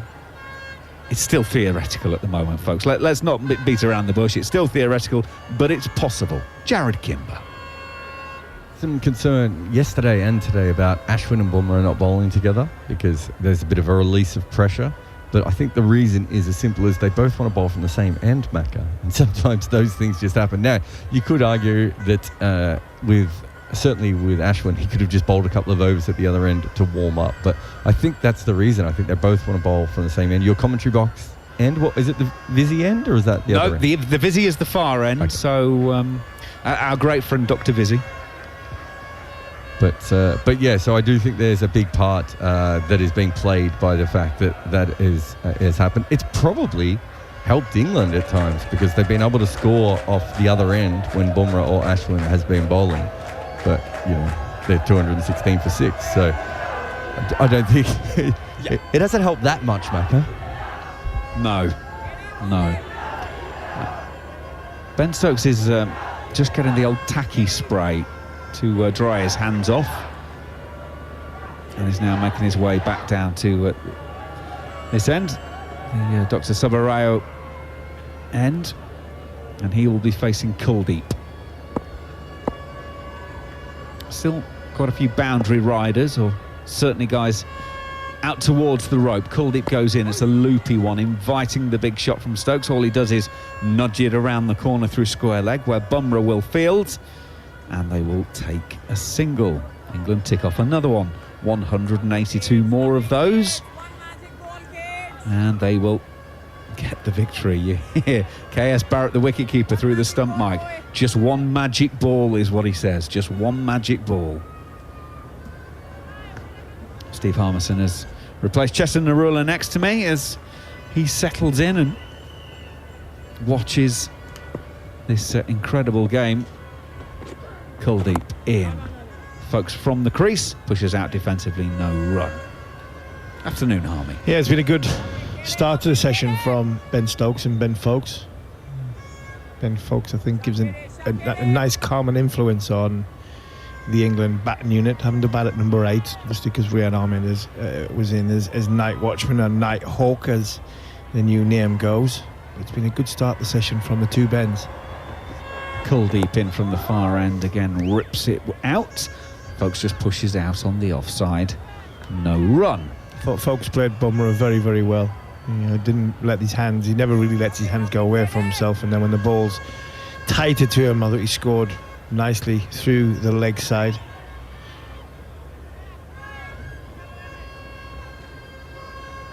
Continue to fill up the stadium, actually. It is a work day, of course, being Monday afternoon, but they want to come along and see India win a test match. At least that's what they're hoping. Foakes is pushing out on the offside on this occasion, and there's no run. I'm very surprised Rohit hasn't had catches around the bat for Ben Foakes.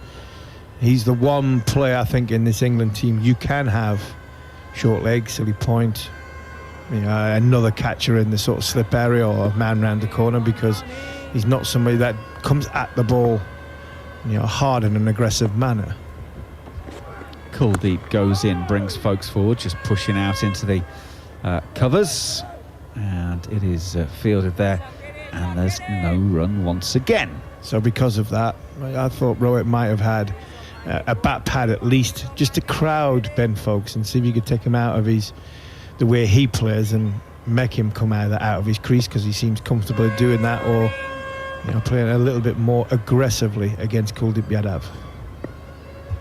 Kuldeep goes in once again. Now that one bounces on Foakes, plays it well, soft hands, just dropping it down at his toes. It sort of spat up at him, but played it well. End of the over, the 52nd here on TalkSport 2. England 217 for 6.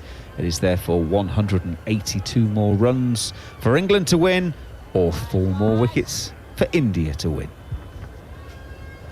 You talk about a good crowd. It's been, to be fair, both test matches have been well populated. Both, I think, from visitors from England or wherever they've come to watch these two games, and I think it's been refreshing to see a lot of locals and a lot of school children. There was loads and loads at Hyderabad, which I thought was brilliant.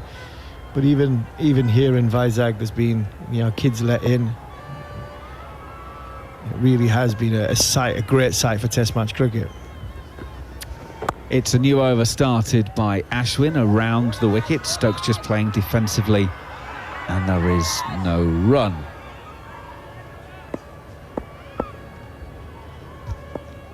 Ashwin goes in again. It's down the leg side. Stokes gets a very fine edge on that one. It's going to go down towards fine leg. Can anyone cut it off? Yes, they can, just. And I do mean just. It's right inside the rope. Sarfaraz Khan does the second part of the fielding. Is it Kuldeep down there who did the first part of it? Yeah, Kuldeep pulled it back. Sarfaraz Khan threw it in. Great effort from Sarfaraz Khan, because he's done all that work ran all the way down with shin pads and helmet on. And, you know, you talked to Paul Collingwood about how well England have fielded and the effort that they put in. And again, it shows the fielding levels in Test match cricket, in world cricket, is getting better and better and higher, and you know, the energy levels that these fielders are showing and backing the bowlers up is a joy to see. Leg buys that one, so Stokes doesn't get the runs. He stays on 11. Ashwin around the wicket to Foakes, just playing from the crease out on the offside, no run. Leg bites, I don't get that. Couldn't have hit anything other than, you know, the bottom of the bat or even the glove. It was well away from. I thought it was well away from the legs. I'm not sure Chris Gaffney's had the greatest of Test matches. Ashwin goes in. Oh, inside edge from Foakes, and if the short leg had been in there, that could have been close. That could be very close, as Ben Stokes has called through for the run, and the throw has come in from square leg, direct hit. The Indians are really excited about that one. TV umpire to director, we have a run out for review. I don't think Ben Stokes is confident This here. side on angle, please. I really don't think Ben Stokes is confident here. I'm not sure whether his back got stuck just before the line. No, this is going to be tight. The throw comes in. Stokes' bat is short of the line. It hits. He's not made it. On that back. Yeah. Freeze it. Oh, hits the stumps. Bales a lit up. The bat is short. Ready to make my decision. Paul Rifle has seen enough on the replays, and he is going to press the red button. And Ben Stokes is run out for 11 from 29 deliveries, and England are 220 for 7.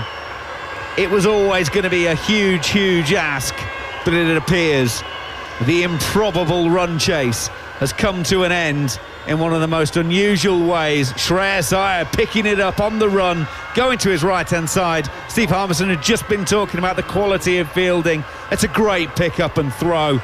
He has 1.5 stumps or so to aim at.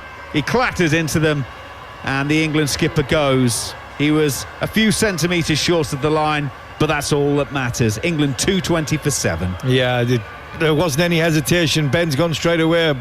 Both Bens have gone straight away. A little inside edge into the square leg position, and Shreyas Iyer has picked it up one-handed, and you're right, a stump to ear mat.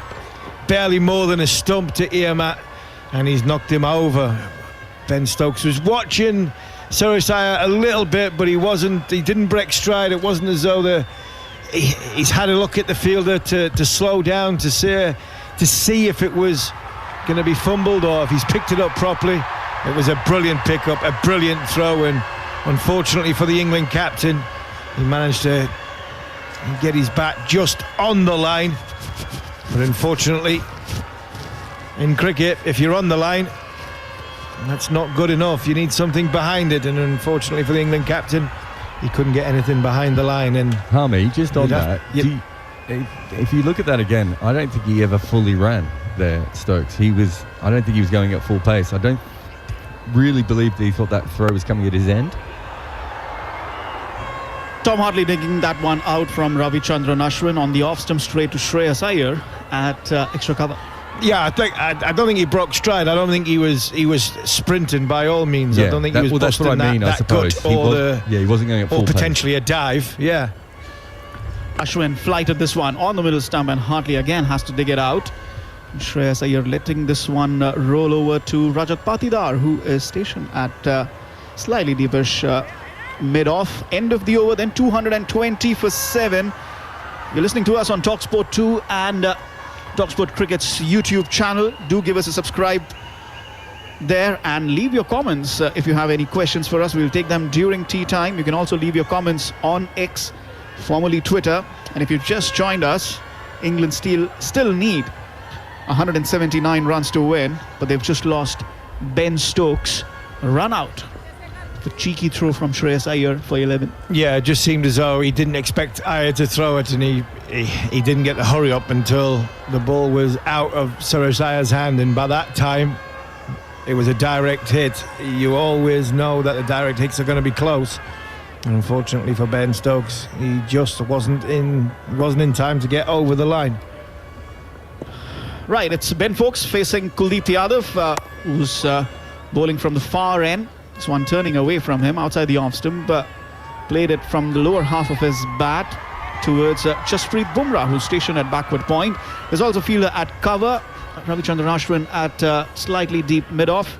And then there's a fielder at long on, mid-wicket, as also silly mid-wicket position, Sarfaraz Khan, in fact. Beg your pardon. Sarfaraz Khan, all padded up with the helmet on. Yeah, touch of ball watching, I think, from Ben Foakes. Not so much ball watching as in where the ball was going, but he had one eye on Ayo as to say, is he going to throw it? Is he not going to throw it? And then once he started throwing it, he was in trouble. Looped up from Kuldeep Yadav, and he plays it back to the bowler. Does Ben Foakes. And Shreyas Iyer was confident immediately. He raised that finger up that Ben Stokes is gone. No doubt. But you can just see how slow Stokes started as well, right? It was easily a run there, Harmy. Oh no, definitely a run. I don't think Ben Stokes got into his stride, properly into his stride, sprinting stride, until Suresh Iyer picked the ball up. And once he picked the ball up, and I think that's the bit that he was ball watching. I don't think he was ball watching and losing track of where he is. I think because sometimes you can get caught ball watching, and then you have to make a decision. I think he was fully engrossed in the decision he had made, which was going for a run. And it was a comfortable single. He just seemed to not get into sixth gear until I had thrown the ball. We have a fielder in another close catching position at silly mid-off, but this time Foakes just takes it on the full and drives it through the gap, through cover, and gets a boundary there. It's 224 for 7. When Ben Stokes got out, he walked off for about 4 or 5 metres, then turned round and came back and had a quick chat with Ben Foakes as he was giving him some instructions, and then he obviously trudged off the field, well, obviously because he was out. And I just wonder if he said to Ben Foakes, start playing more aggressive, being more aggressive, try and play some shots, try and put the Indian bowlers under pressure, because Ben Foakes has really been a bit defensive. Back of length from Kuldeep Yadav, and Foakes just watches this one and plays it defensively.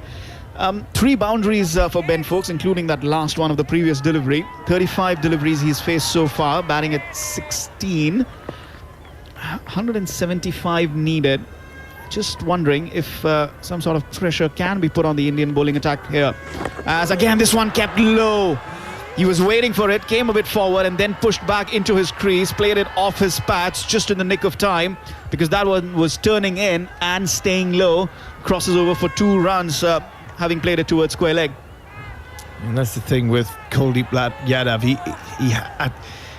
If there's been any indifferent bounce, it's been down rather than up. There's been quite a lot of balls have gone along the floor from Kuldeep Yadav, especially the short ball. The short ball has not got up at all. Even on day 1, day 2, it was going exactly the same. Kuldeep Yadav again, this time forward is Ben Foakes, and that is the end of the over. 54 overs done in England's second innings. 226 for 7. That might be the best shot of Ben Foakes' career, Harmy, because I don't know how you get any bat on a ball that is rolling along the ground when you're playing on the back foot like that. Congratulations to Ben Foakes for that one. I'd be framing it.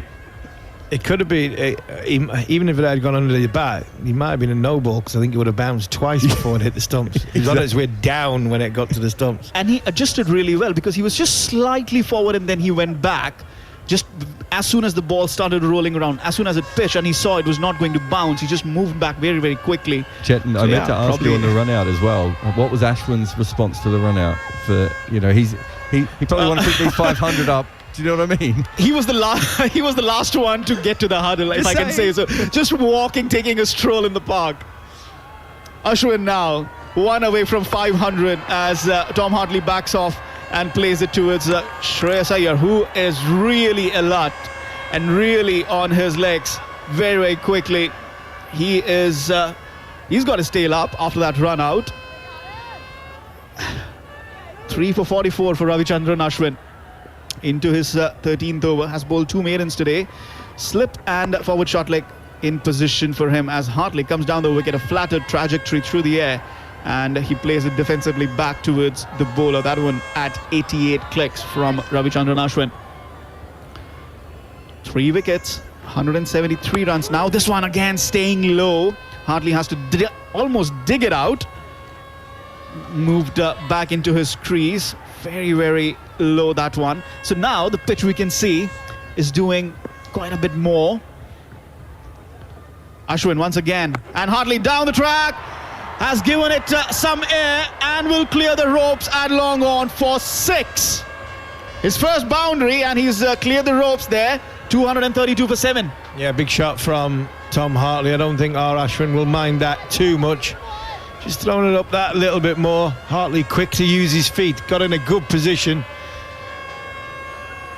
and then went through with the shot. Long way over the top of Axar Patel's head into the stand.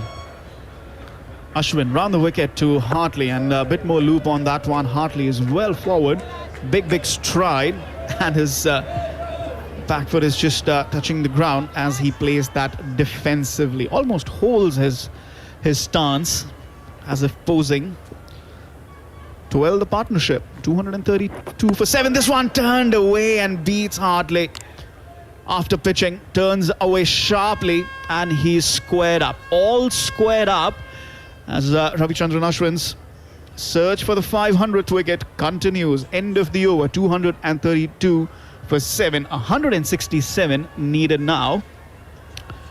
So we know, or at least we assumed, that this game is getting over today, one way or the other. India in the driver's seat, of course, but what can England do from here?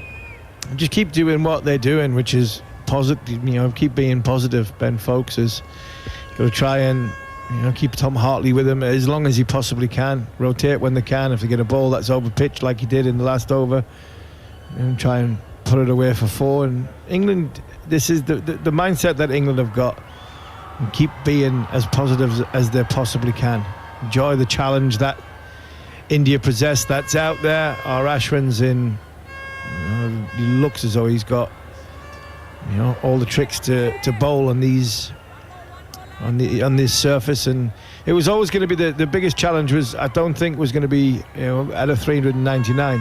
It was never going to be the first sort of 250 runs. It was always going to be the end bit, because natural wear and tear on the surface, and you can see that now. It is a lot more worn than what it was first thing this morning. Kuldeep Yadav looped up delivery to Ben Foakes, who's driving it and finds the fielder straight at that Selimanov position, Rajat Patidar. So he was under the helmet in the first innings, obviously test debutant, but now it's Sarfaraz Khan, who hasn't played a test. As again looped up, Foakes is forward and defending it, true to covers. And in the last test, it was Yashasvi Jaiswal. So you follow that trajectory in terms of seniority. You do, and it tends to happen seniority, or if somebody's very good at it. Looking at Sarfaraz Khan, the stature he has, he looks as though he could be a very good short leg. He could be a very, very good short leg. He moves very, very quickly.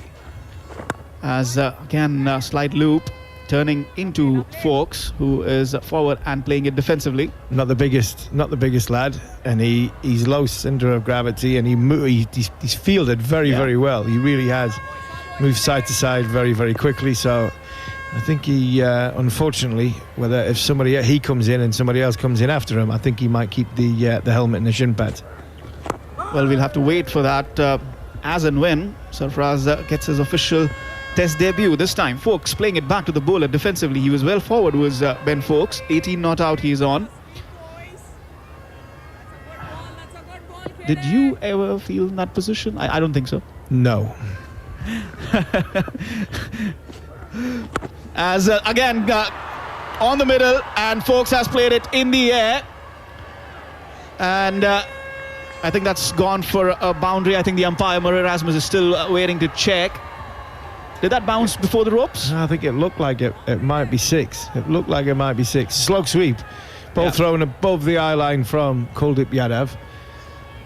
And Ben Foakes has not got all of it. He's got the sort of... It went a lot higher in the air as we're looking at the replay. Just having a look at it now. Yeah, it's gone for 6. It has gone for 6. He didn't get it all. He clothed it a little bit, gone straight up in the air, but he's managed to get enough on it for the ball to go over the rope, and it landed on the tarpaulin covers, just on the other side of the advertising Toblerone. Yeah, up goes the arms of Erasmus as Kuldeep Yadav once again bowls back of length, outside off, and he plays it defensively towards backward point. That'll be the end of the over. So he has struck 2 boundaries in the last 2 overs he's faced from Kuldeep Yadav. And ever so slightly, without us looking at it, England now need 161. Yeah, they just need to keep batting, keep eking out whatever they can manage a partnership, build, regroup, go again. That's the way that this McCullum and Stokes, mentality of the England team, especially when chasing. If we lose a wicket, we get to a point where we regroup, we start building again, and then we go positive. And I don't think that's going to change all the way through to Anderson and Bashir. Ashwin round the wicket to Hartley in search of his 500 appeal there from him. I think Hartley was backing off and cutting it, so there's a bit of an inside edge if I'm not mistaken, but Rohit Sharma and Bharat are interested, as is Ravichandran Ashwin. I think they think it's hit the pad first. I really think that Rohit Sharma thinks it's hit the pad first. He's going for it.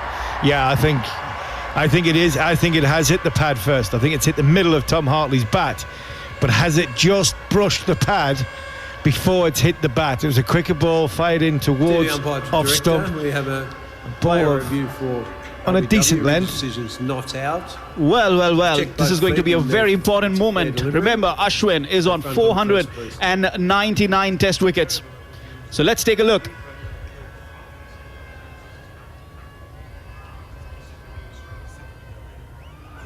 Yeah, for me, it's hit the pad first here. Can I just get ultra edge, please?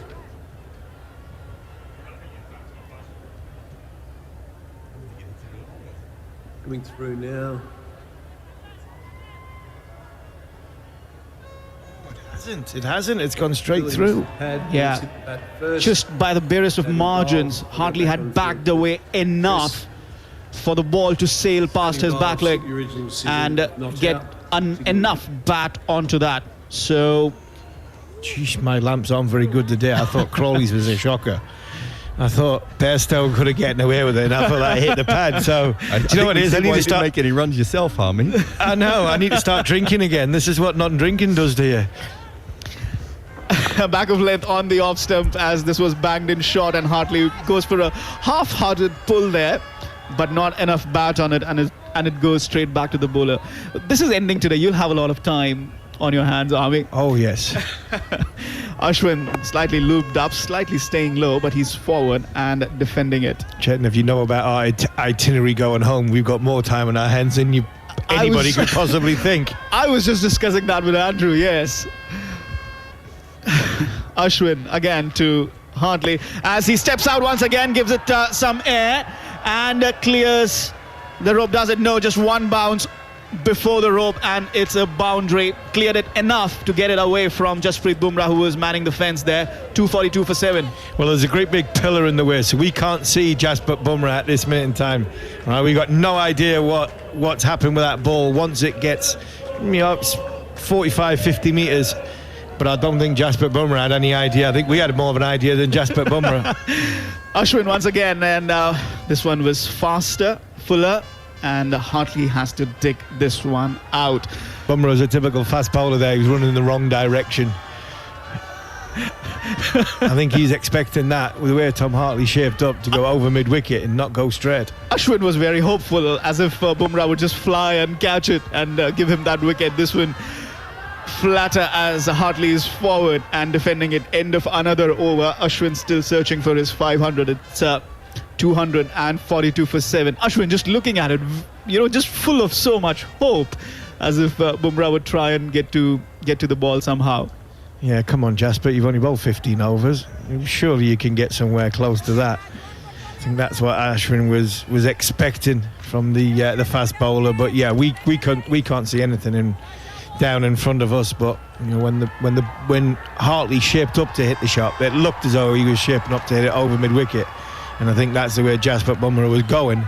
And then And once the call was made, he ended up quickly having to turn around and go the other way. So he was never in a position to catch it. Third test beginning in Rajkot soon enough. And beaten this time outside the off stump. Just slight turn away from that outside edge.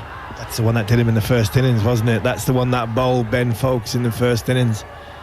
Oh, that wasn't far away. That wasn't far away. I think Ben Foakes looking back and thinking, has he done me again?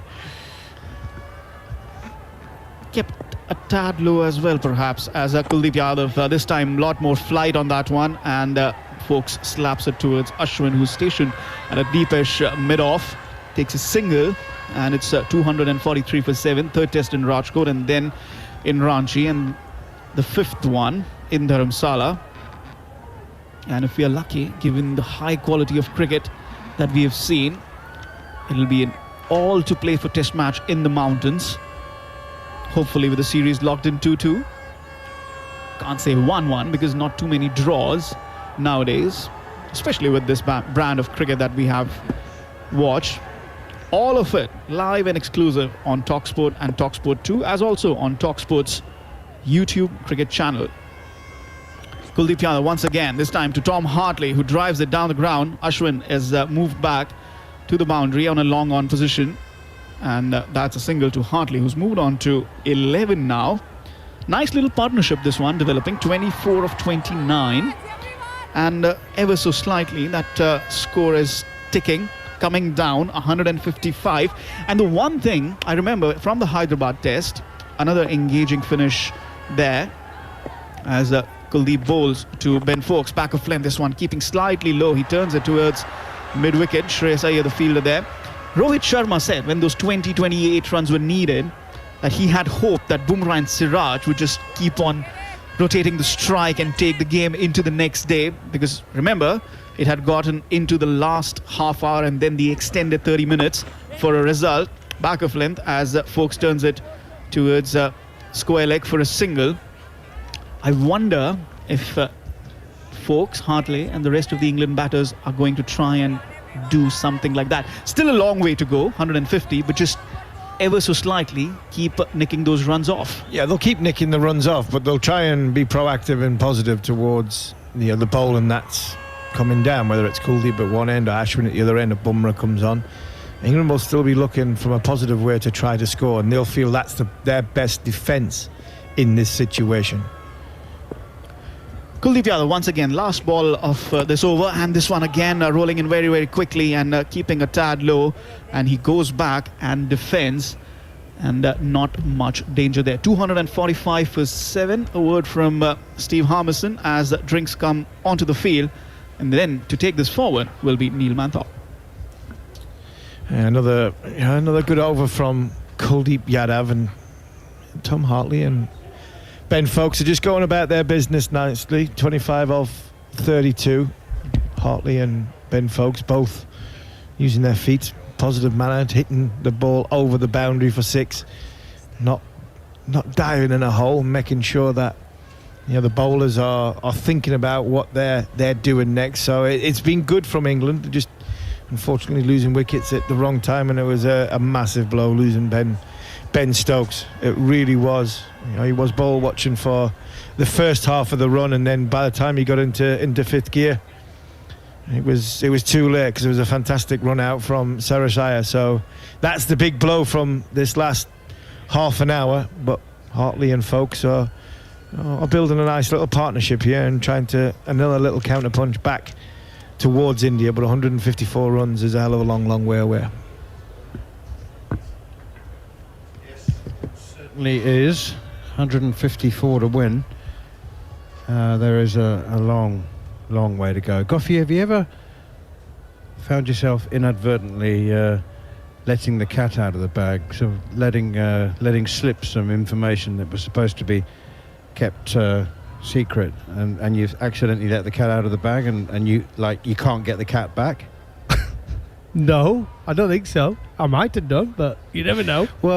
Well, it's happened to A.B. de Villiers, South Africa former batsman.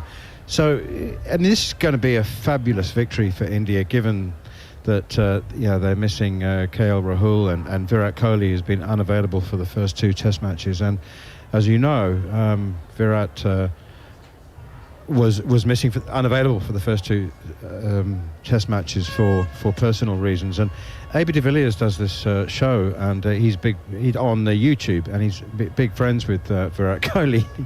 He did a show yesterday, and accidentally let slip his congratulations to Virat Kohli's wife, Anushka Sharma, who is expecting their second child. There was nobody in India seemed to be aware of this news. So anyway, congratulations to Virat and Anushka. That's the reason that apparently he's not been available, and hopefully he'll be back for the 3rd Test match, because this series has had everything apart from Virat Kohli. Well, that's great news. I do know that family, actually, not Anushka herself, but I do know her parents. I've had dinner with them on a couple of occasions over in Mumbai. They own a company called Clean Slate, which makes films, Bollywood films. So obviously Anushka, an actor herself. So I've been to the house and had a wonderful couple of nights there in Mumbai. So congratulations if AB's let it slip. Have you featured in a Bollywood movie? There's been a few cricketers. Brett Lee's been in a couple, hasn't he? I got asked a few years ago, many years ago. Did you really? Yeah. Really? I didn't do it though because of the timings. I was at the peak of my career then. Getting a few months off might have been a bit difficult. Manners. You could have done the dancing. I'm not so sure about the singing. I have won a singing competition as well.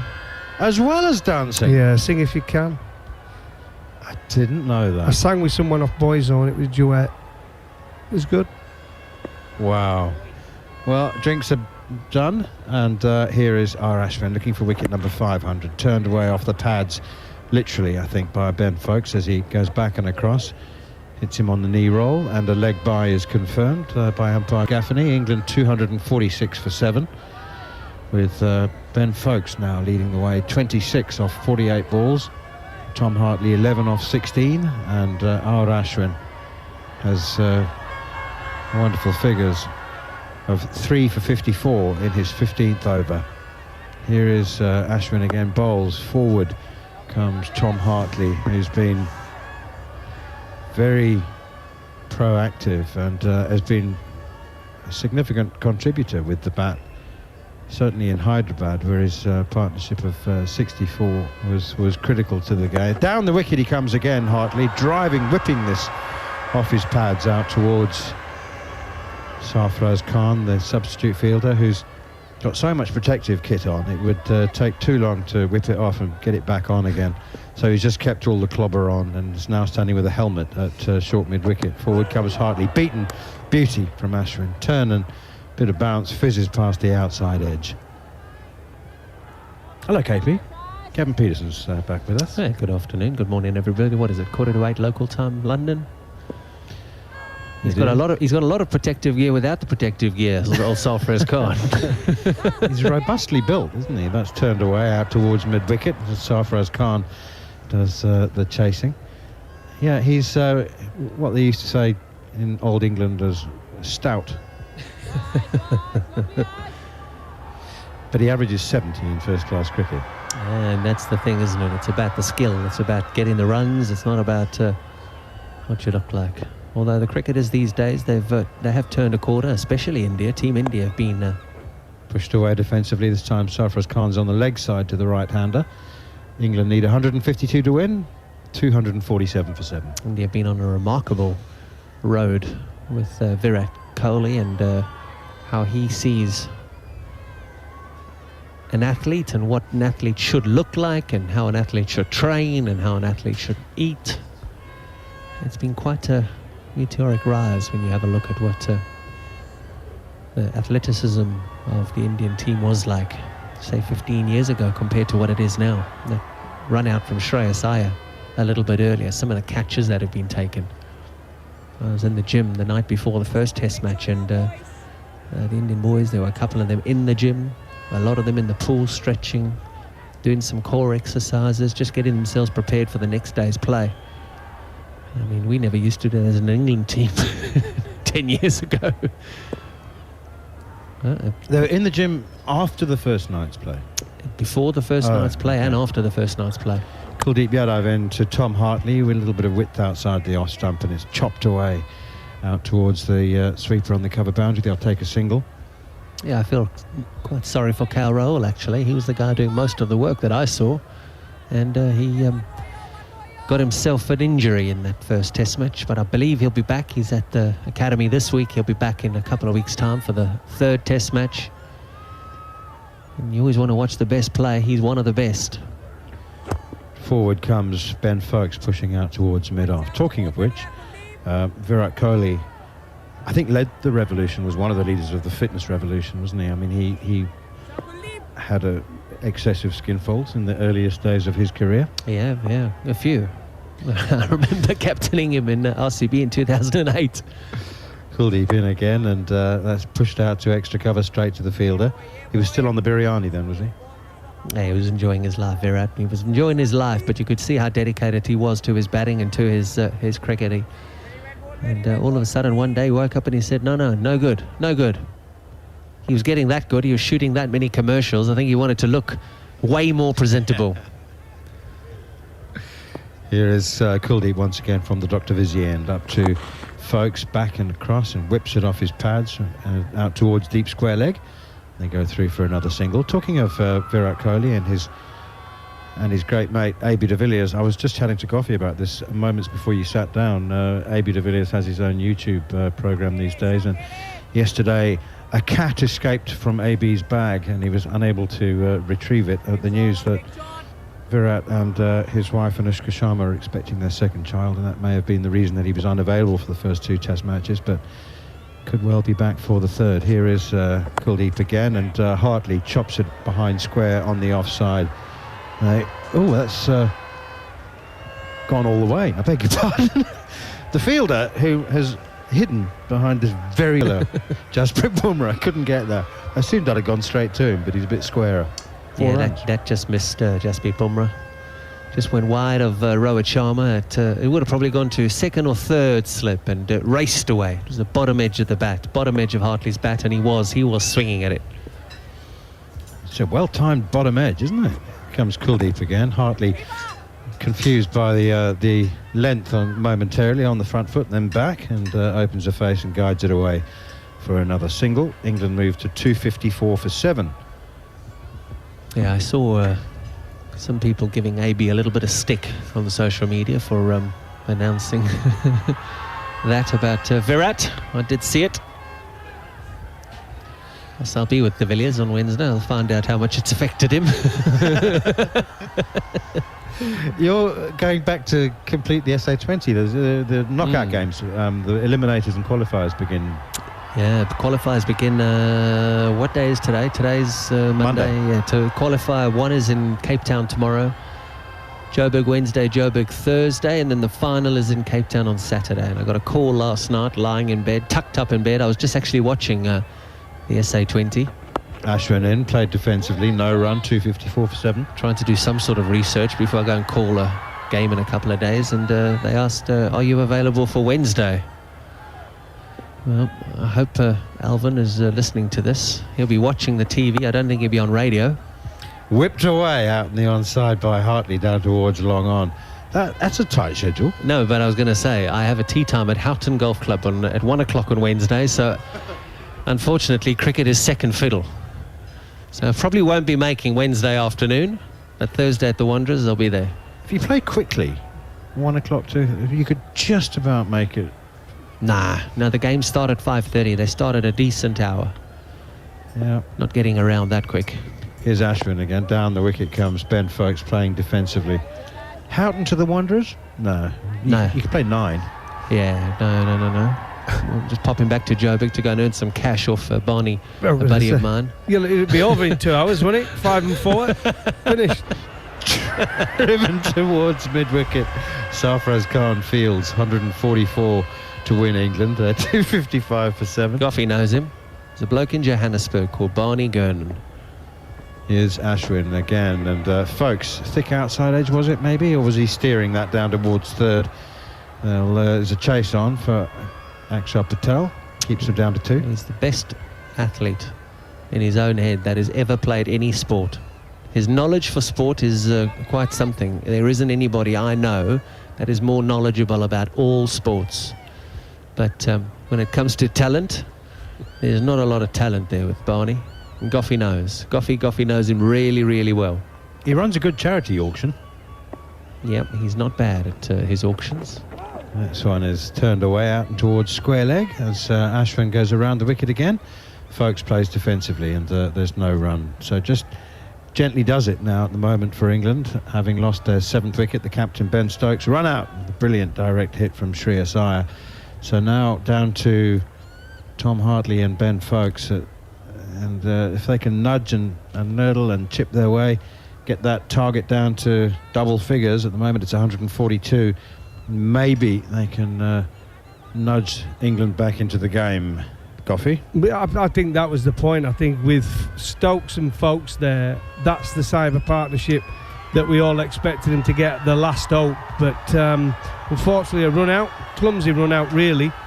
And now it's down to these two, the last real chance. Can they put together that 100 partnership?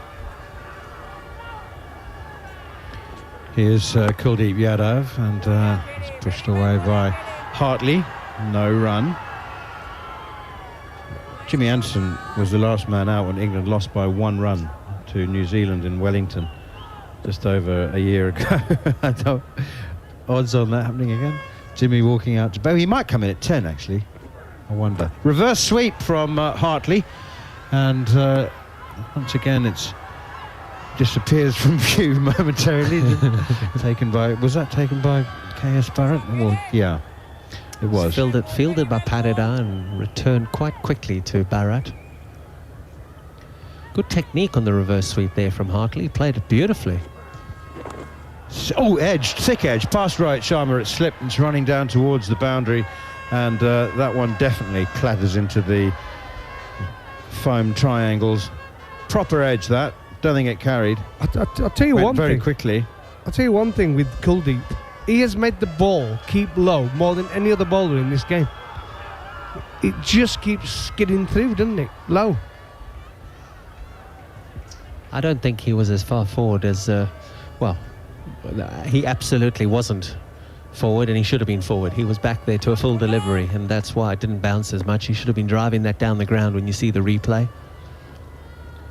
Here is Kuldeep again. Reverse sweep from Hartley, and hits it down into the ground. It bounces up and is taken by Rohit Sharma standing at slip. But there have been a few that he has got to roll around along the floor. Maybe it's the trajectory with the way he delivers the ball. Hartley, he's batting nicely, batting very nicely. I'm quite impressed with Hartley after his first display in Hyderabad. He's come back, he's shown a lot of guts. He's obviously got a temperament and he's got a bit of a character. We saw his celebrations in Hyderabad as well online, and they were quite something. That's right up in the block off from Kuldeep. Tries to drive it, Hartley, up towards mid-wicket. No run. He's just put up his 100. Hartley. His 100 runs in tests in his 4th innings. I tell you what, no, we're looking at where he stands at his crease. I know what he would be getting if Bumrah bowls at him. That would be a full Yorker from around the wicket. Forward comes Hartley, plays the last ball defensively, and there's no run. England 261 for 7. Did you see him celebrating after the first Test match? You saw those? He was on the table singing and dancing and. Yeah. We want to dance with Tom Hartley. Yeah, that's the tune, isn't it? Yeah. Oh, I want to dance with Tom Hartley. There you go. There you go, Manners. That's where I won the sing competition. I like it. I like that a lot. And the Barmy Army, that's now the Tom Hartley song for the Barmy Army. And do you know what? We had an amazing stat given to us the other day during the Hyderabad Test match. And okay, I know it's county second 11, but he has got an innings for Lancashire second 11 in the second 11 championship of 240 off 280 balls for Lancs 2s. So yeah, he can. Well, I mean, we know he can hit the ball. He can hit a long ball too. So 18 sixes. But you can just see the way that he struck that 6 off Ashwin earlier. He's got a swing of the bat. Down the wicket comes Folkes, half a step, and drives it down to long on Axar Fields, and it's another single. So it doesn't surprise me that he has got runs at some level. It's just in big boy cricket, the seamers bowl a bit quicker. You've obviously got the occasional bumper, and you don't have to really worry about that at second 11 cricket.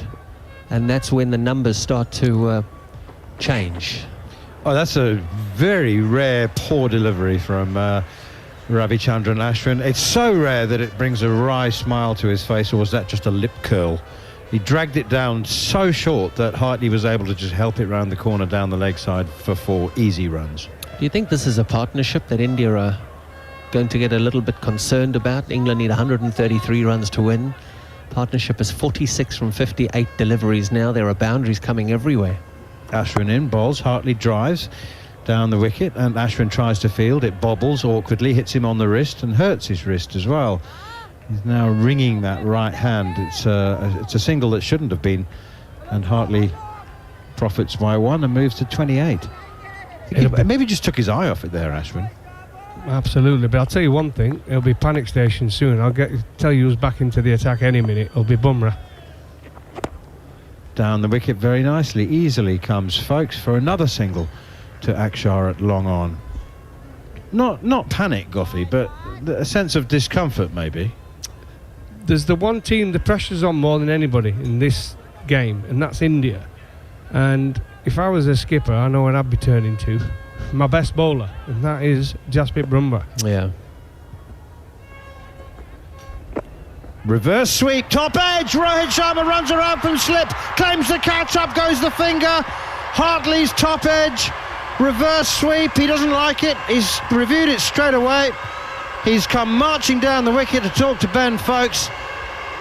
I don't know what it was, but something didn't seem quite right about it. Yeah, he's on 500. Is it going to be the real deal here for Ravichandran Ashwin? For a catch, original decision is out. So the umpire's given the decision as out. So there's going to have to be quite a process that we go through here to overturn it. Manners, have a look. Something didn't seem quite right. Hartley, it's hit him on the wrist. It's hit him on the wrist above the glove, and that's why he came immediately. So Ravichandran Ashwin remains on 499 wickets. It hasn't hit him on the wristband, has it? It's not part of... So, no, I don't think so. I think that was wrist, and he said that straight away to Ben Folkes. He said, that's hit me on the arm, hit me on the arm. So he referred it straight away, and I think the decision is going to be Ravichandran Ashwin, back to your mark, lad, you're still on 499. And there's a chance that Jasprit Bumrah might change over and Rohit Sharma gets him to bowl. No. Take Ashwin off? Well, I think you can, because this is the end where Bumrah is operating from, and it looks all too easy for this pair at the moment, and it's not about a milestone here. India have to win this test match. Yeah. Confirmation. Keeps running through. Paul Rifle. It's clearly hit him on the inner forearm. It's hit the arm. Yeah. Paul Rifle. Just running that, clearly missing the gloves onto the arm. That's going to run a LBW review. LBW review? Original decision is not out for LBW. ABW, surely. Arm before wicket. Well,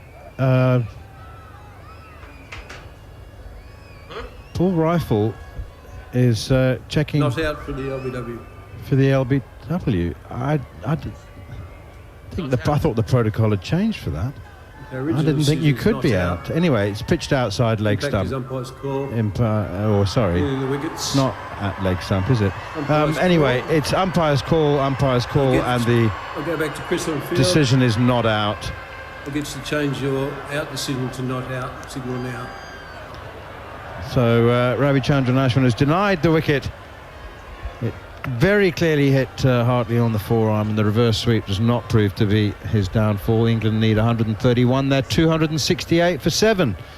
The partnership is 48, with Hartley on 28 and Ben Folkes on 31. England appeared to be out of contention at 220 for 7 when Stokes was run out. So Rohit Sharma here, I think, is as confused as I am. Now, I don't understand why Rifle was checking for the LBW there. I thought the protocol had changed for the third umpire.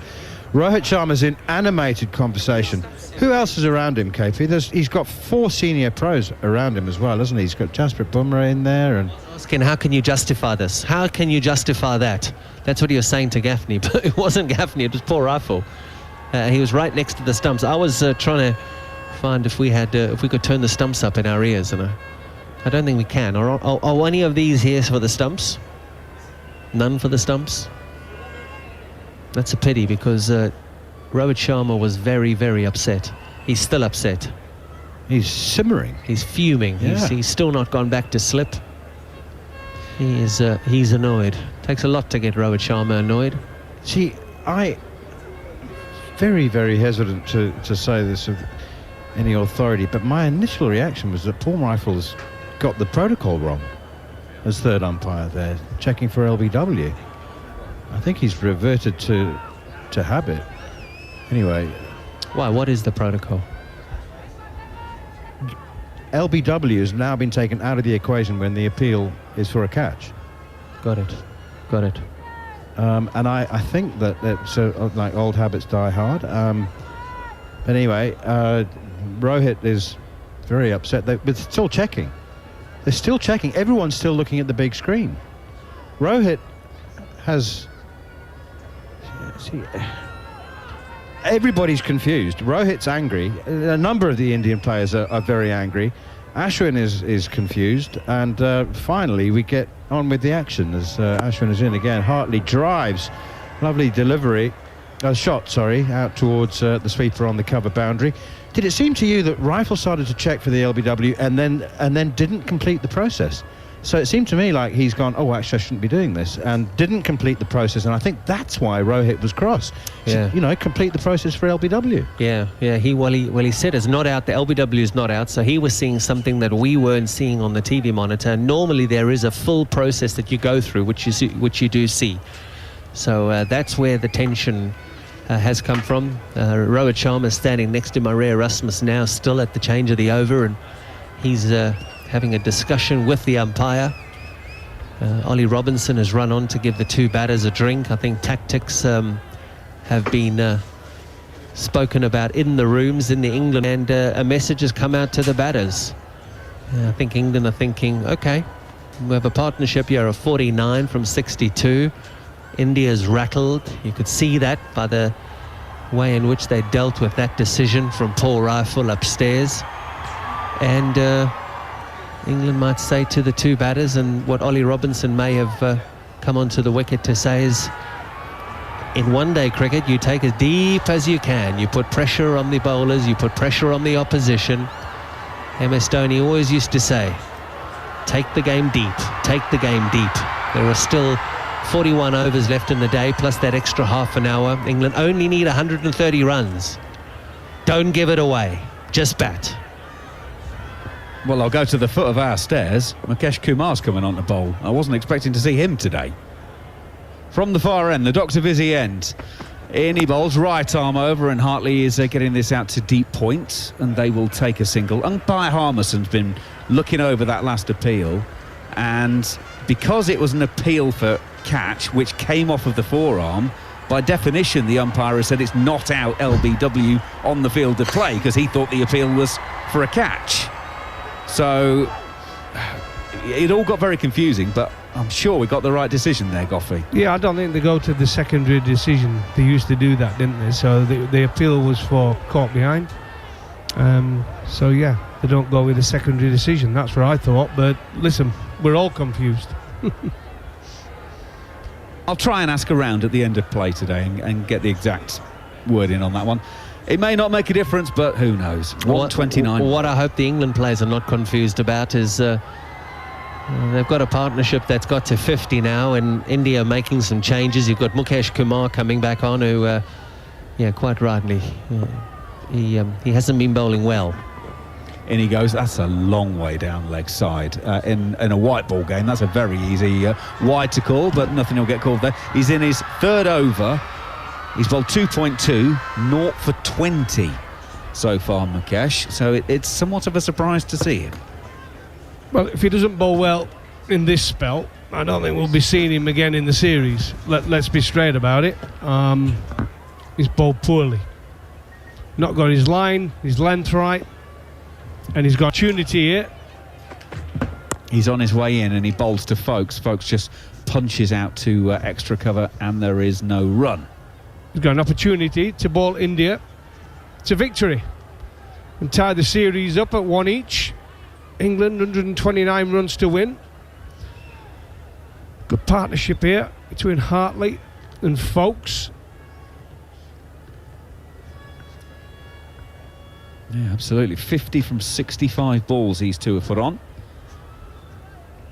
India, one slip and a gully. Mukesh is in past umpire Erasmus at the far end. Though that one keeps a little bit down on Ben Folkes, but he does well to just play it out to the fielder at straight mid-wicket, and no run. Kevin Peterson's disappeared back to the TV box. Steve Harmison comes back in alongside. England 129 now, Harmy.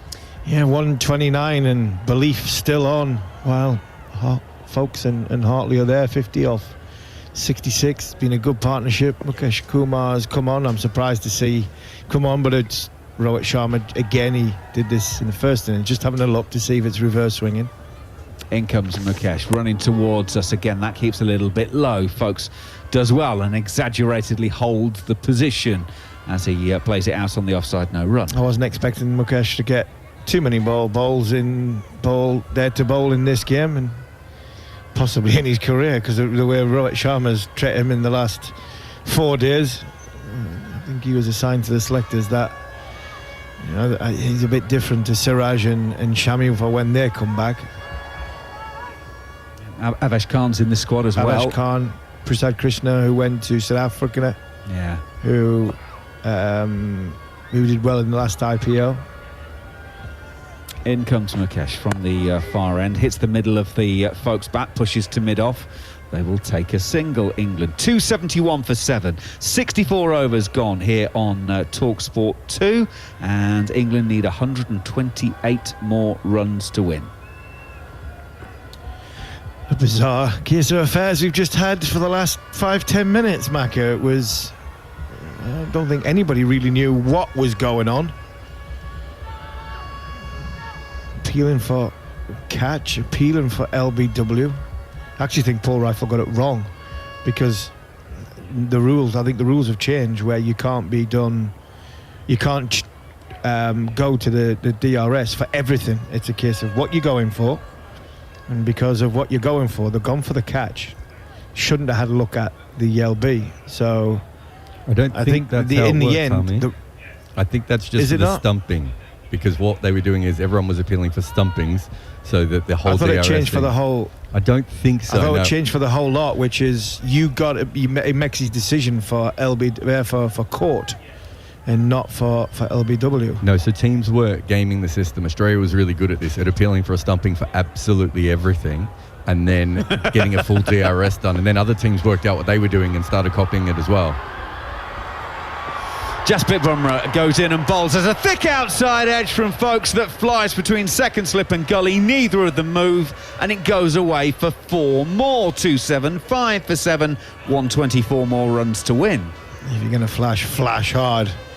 You know, a little bit of luck there from Ben Folkes. He's trying to guide it down towards the third boundary, but I don't think he was looking to go at that close to second slip. But Jared, is that the Australians trying to bend the rules again?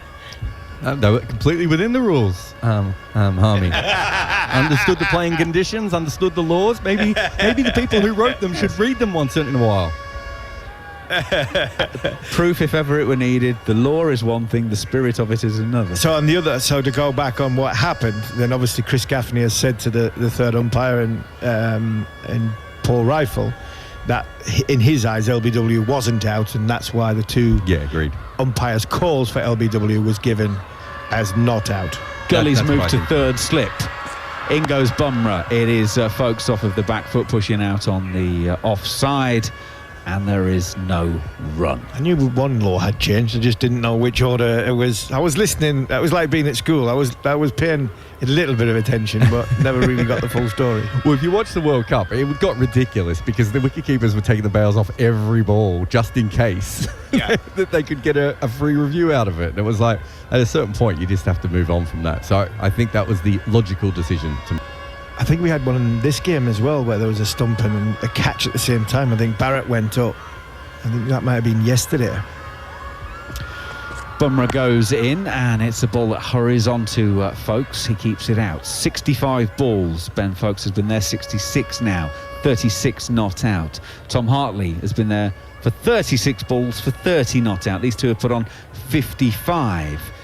England set that improbable, historic, miles away 399 to win. Well, they've got it down to 124 more. 275 for 7. Resuming today at 64 for 1. Players have got starts. No one's gone on to make the really big one. Bumrah is in once again. Foakes keeps out a ball that keeps slightly low again. Crawley 73, the biggest of the scorers. Duckett was out last night for 28. Rayan Ahmed 23, Ollie Pope 23, Joe Root 16, Johnny Bairstow 26. Ben Stokes run out for 11, the last man out so far. The wickets, 3 of them to Ravichandran Ashwin, 3 for 66 from 17. The others 1 apiece for Bumrah, Kuldeep, Akshar and the run out. Bumrah turns beneath us and starts on his way past umpire Gaffney. Another ball that sort of hurries on to Foakes. Turn to mid-wicket, and there is no run. That one, quick delivery, the quickest of the over so far, over 140 kilometres an hour, getting up towards the 90-mile-an-hour mark, which on the afternoon session on day 4 of a test match, on a very hot day, it is very sunny, very warm out there for the players. It's a good effort from Jasprit Bumrah once again. Final ball of the over.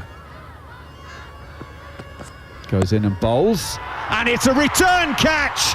Foakes is dismissed. He is done by the slower one, and Foakes' innings comes to an end. 36, and England 275 for 8. Needing another 124 to win, but Foakes trudges off, caught and bowled by the magician himself, Jasprit Bumrah. Yeah, what a beautiful catch this is from Jasprit Bumrah. It looks a fairly straightforward one, but as a bowler, the ball coming back at you, it is always difficult, that return catch. It was a fantastic change up from Jasprit Bumrah. He's bowled 3 or 4 balls at, was it 138, 135, 136, 138, 140, and that one he's took pace off it. It was an absolute beauty. Completely did Ben Foakes in the air. It just dipped on him, and all he could do was push it back to Jasprit Bumrah, and he now has 2 for 45 off 16 overs, and it was a good bowling change from Rohit Sharma to take R. Ashwin out of the tack, bring Bumrah in, see if he can get it to reverse swing. He was getting it to reverse swing, but that wasn't the delivery he got, that he had the wicket with. It was an excellent change-up, good change of pace. Still haven't seen the speed of it, but the ball before was 140. That would have been about 120, 118, and all Ben Foakes could do was just chip it back to Jasprit Bumrah, and he caught it 2 hands low down, around about shin high. And now I think India can breathe that sigh of relief. That 124 runs, with now Hartley, Bashir and Anderson just to come. Feel as though the crowd are starting to build up to what could be a celebration for India to go 1-1. Well, it is Shoaib Bashir, the new man, so promoted after 1 innings above James Anderson. He's lost his spot. Got promoted. The amount of runs at number 11, Jimmy's got to stay at number 11, hasn't he, for the records? In comes Mukesh round the wicket. Hartley is playing that out on the offside with no timing. Would have loved to be there. There is no run. Love to be in that conversation, Harmy, where they said, "Sorry, Jimmy, if you could just sit down for a moment longer." We didn't really feel it last innings. I don't think Jimmy would mind too much. I really don't. I'd say he's got a hell of a lot. He's got a hell of a lot of runs at number 11, but I'm sure he's got a fair few runs at number 10 as well with the amount of cricket he's played. Yes, there's a decent chance, isn't there, with the amount of innings. Right, long conversation between captain and bowler. Rohit hands the ball to Mukesh. There's still only one slip and a gully. Goes in and bowls to Hartley. Hartley in his follow-through hits it back to Mukesh. Mukesh getting a hand on it. Doesn't stop it completely, but not enough for a run to be taken. I wonder if our Ashwin's saying to... Go on, I'm just going to say, Jared, I wonder if our Ashwin's saying to Rohit, come on, you've got no trust in this guy whatsoever. I'm on 499. I've got number 10 in. Come on, get me back on. Oh, he's certainly going to bowl again, isn't he? Yeah. Bumrah's got 8 in the match, though. 8 for 90. You're not taking Bumrah off. Mukesh is not the other really, end. You're not taking Bumrah off, yeah. It's a bloke at the other end. Yeah.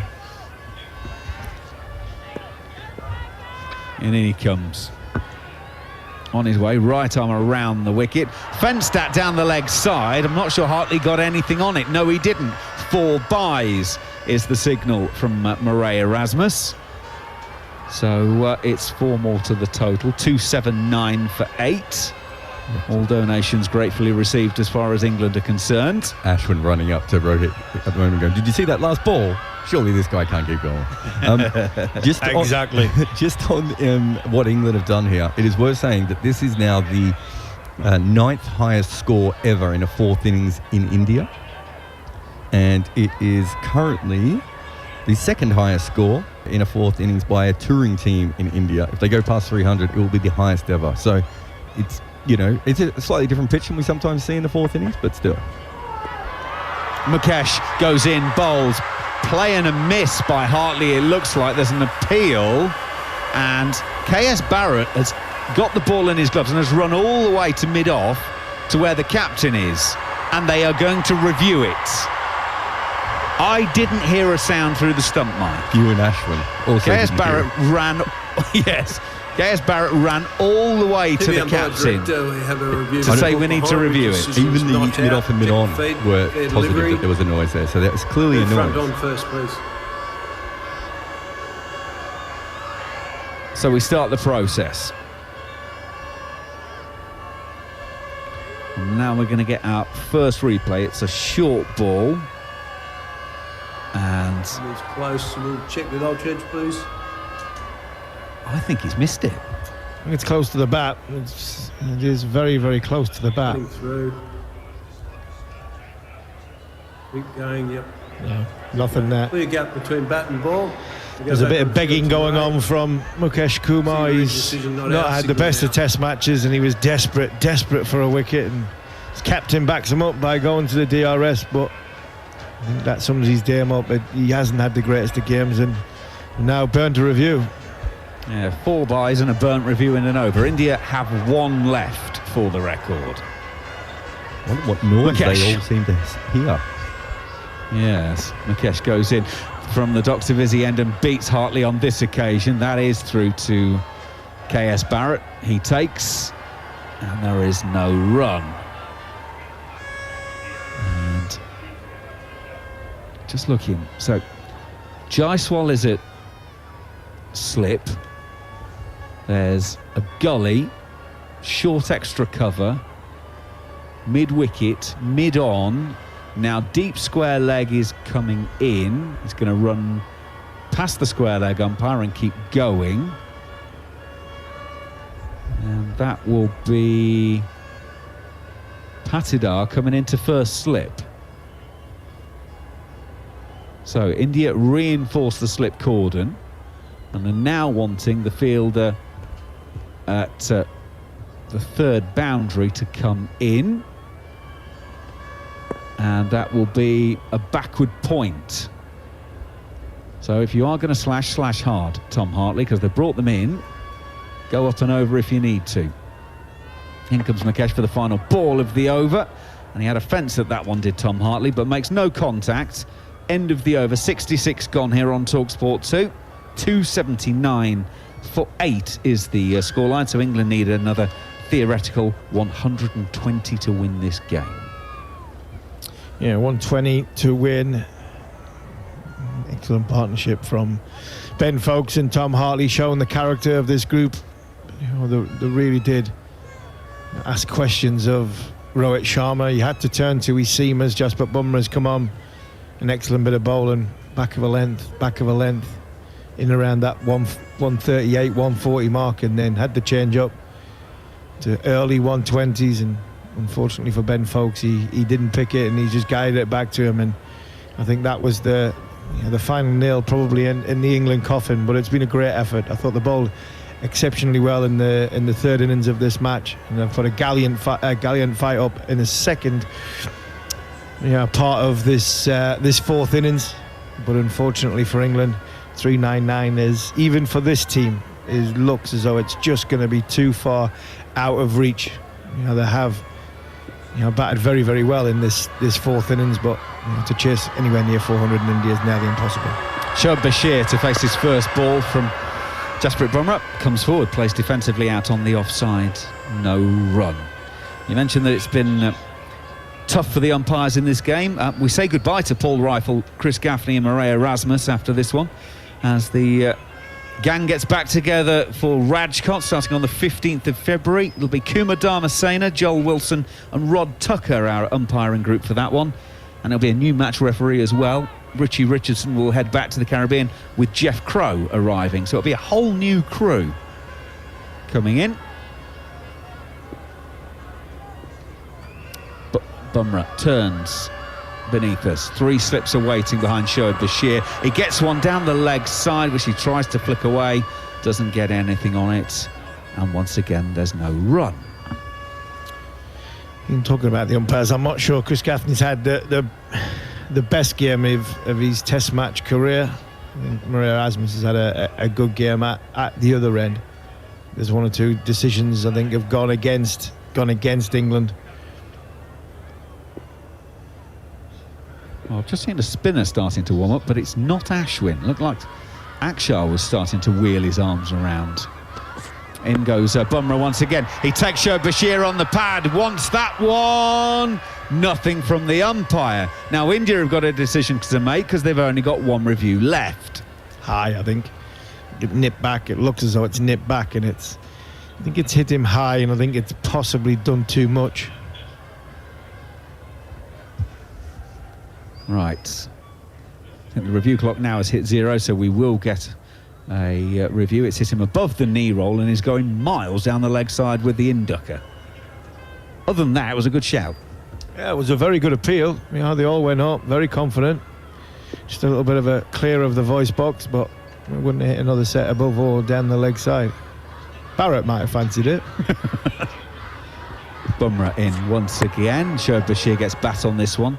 Squeezes it out on the leg side to Akshar, who's fielding at mid-wicket, and there is no run. 141.5 kilometres an hour. Bumrah still cranking it up, looking for that wicket which will take India to the brink of victory.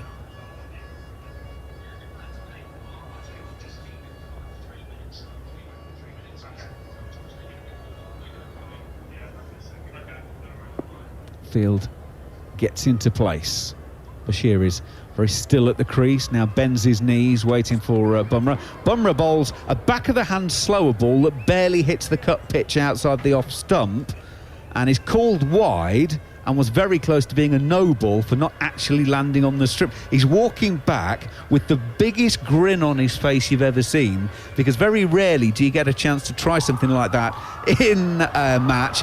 And there is the sound that it actually is a no ball, but he's got a grin on his face. Yeah, he got everything. He got everything horribly wrong there. He got his run up horribly wrong. He got his his hand at the top the ball just seemed to come out of the hand a little bit different. He was going for the slower ball. It's hit the white line. It's hit right on the sideline. The white line full up. Big puff of dust. In goes Bumrah once again. He's going Yorker against Bashir. Bashir does well to keep this one out. 280 for 8 it remains with 1 ball left in the over.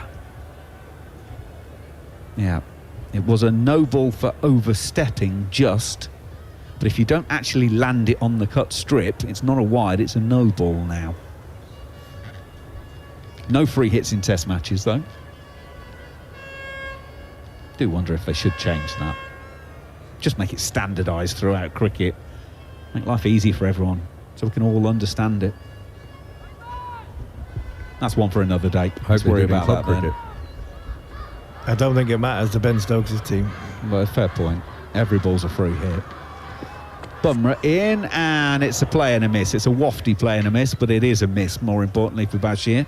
And so that will complete the over. 280 for 8. It's 119 more for England to win. Steve Harmison and Jared Kimber will give you some more thoughts. And Neil Manthorpe will call them home for England. Yeah. 12 minutes left in this session. If England lose another wicket, then that'll be extended by 30 minutes. I think that's right, Jared. And if your team is 9 down, you get an extra 30 minutes. So, and I would imagine with a 9 down, they'd probably try and finish the game as to go off for tea.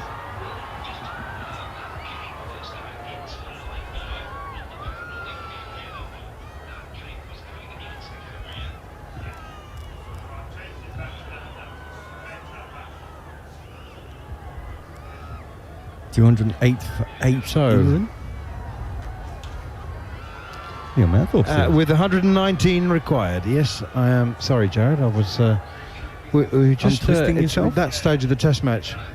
No, we're deciding how to plan things. 8 wickets down, 9 down at tea. Of course, they carry on, don't they? Unless that regulation's changed as well. Playing condition.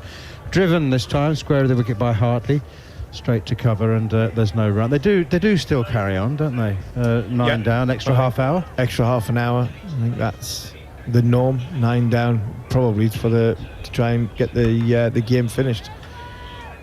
Mukesh Kumar's bowling from the Dr. Vizzy end, and I just wonder if R. Ashwin's into the India captain, Rohit, and going, come on, right, come on. Bumrah's got a good chance of cleaning the tail up here. Let me get me 500s before. Don't have to stew 10 days to wait to get to Riyadh. I'd love to get a winning wicket, 500 Test match wicket. Here is Mukesh Kumar once again up to the crease now, bowls, and Hartley slaps this from the crease standing upright for a single out towards cover. I must say that there is a perception that Virat Kohli, when he was captain of the Indian Test team, didn't fully appreciate R. Ashwin, and it was under him that he missed the majority of those 24 Test matches.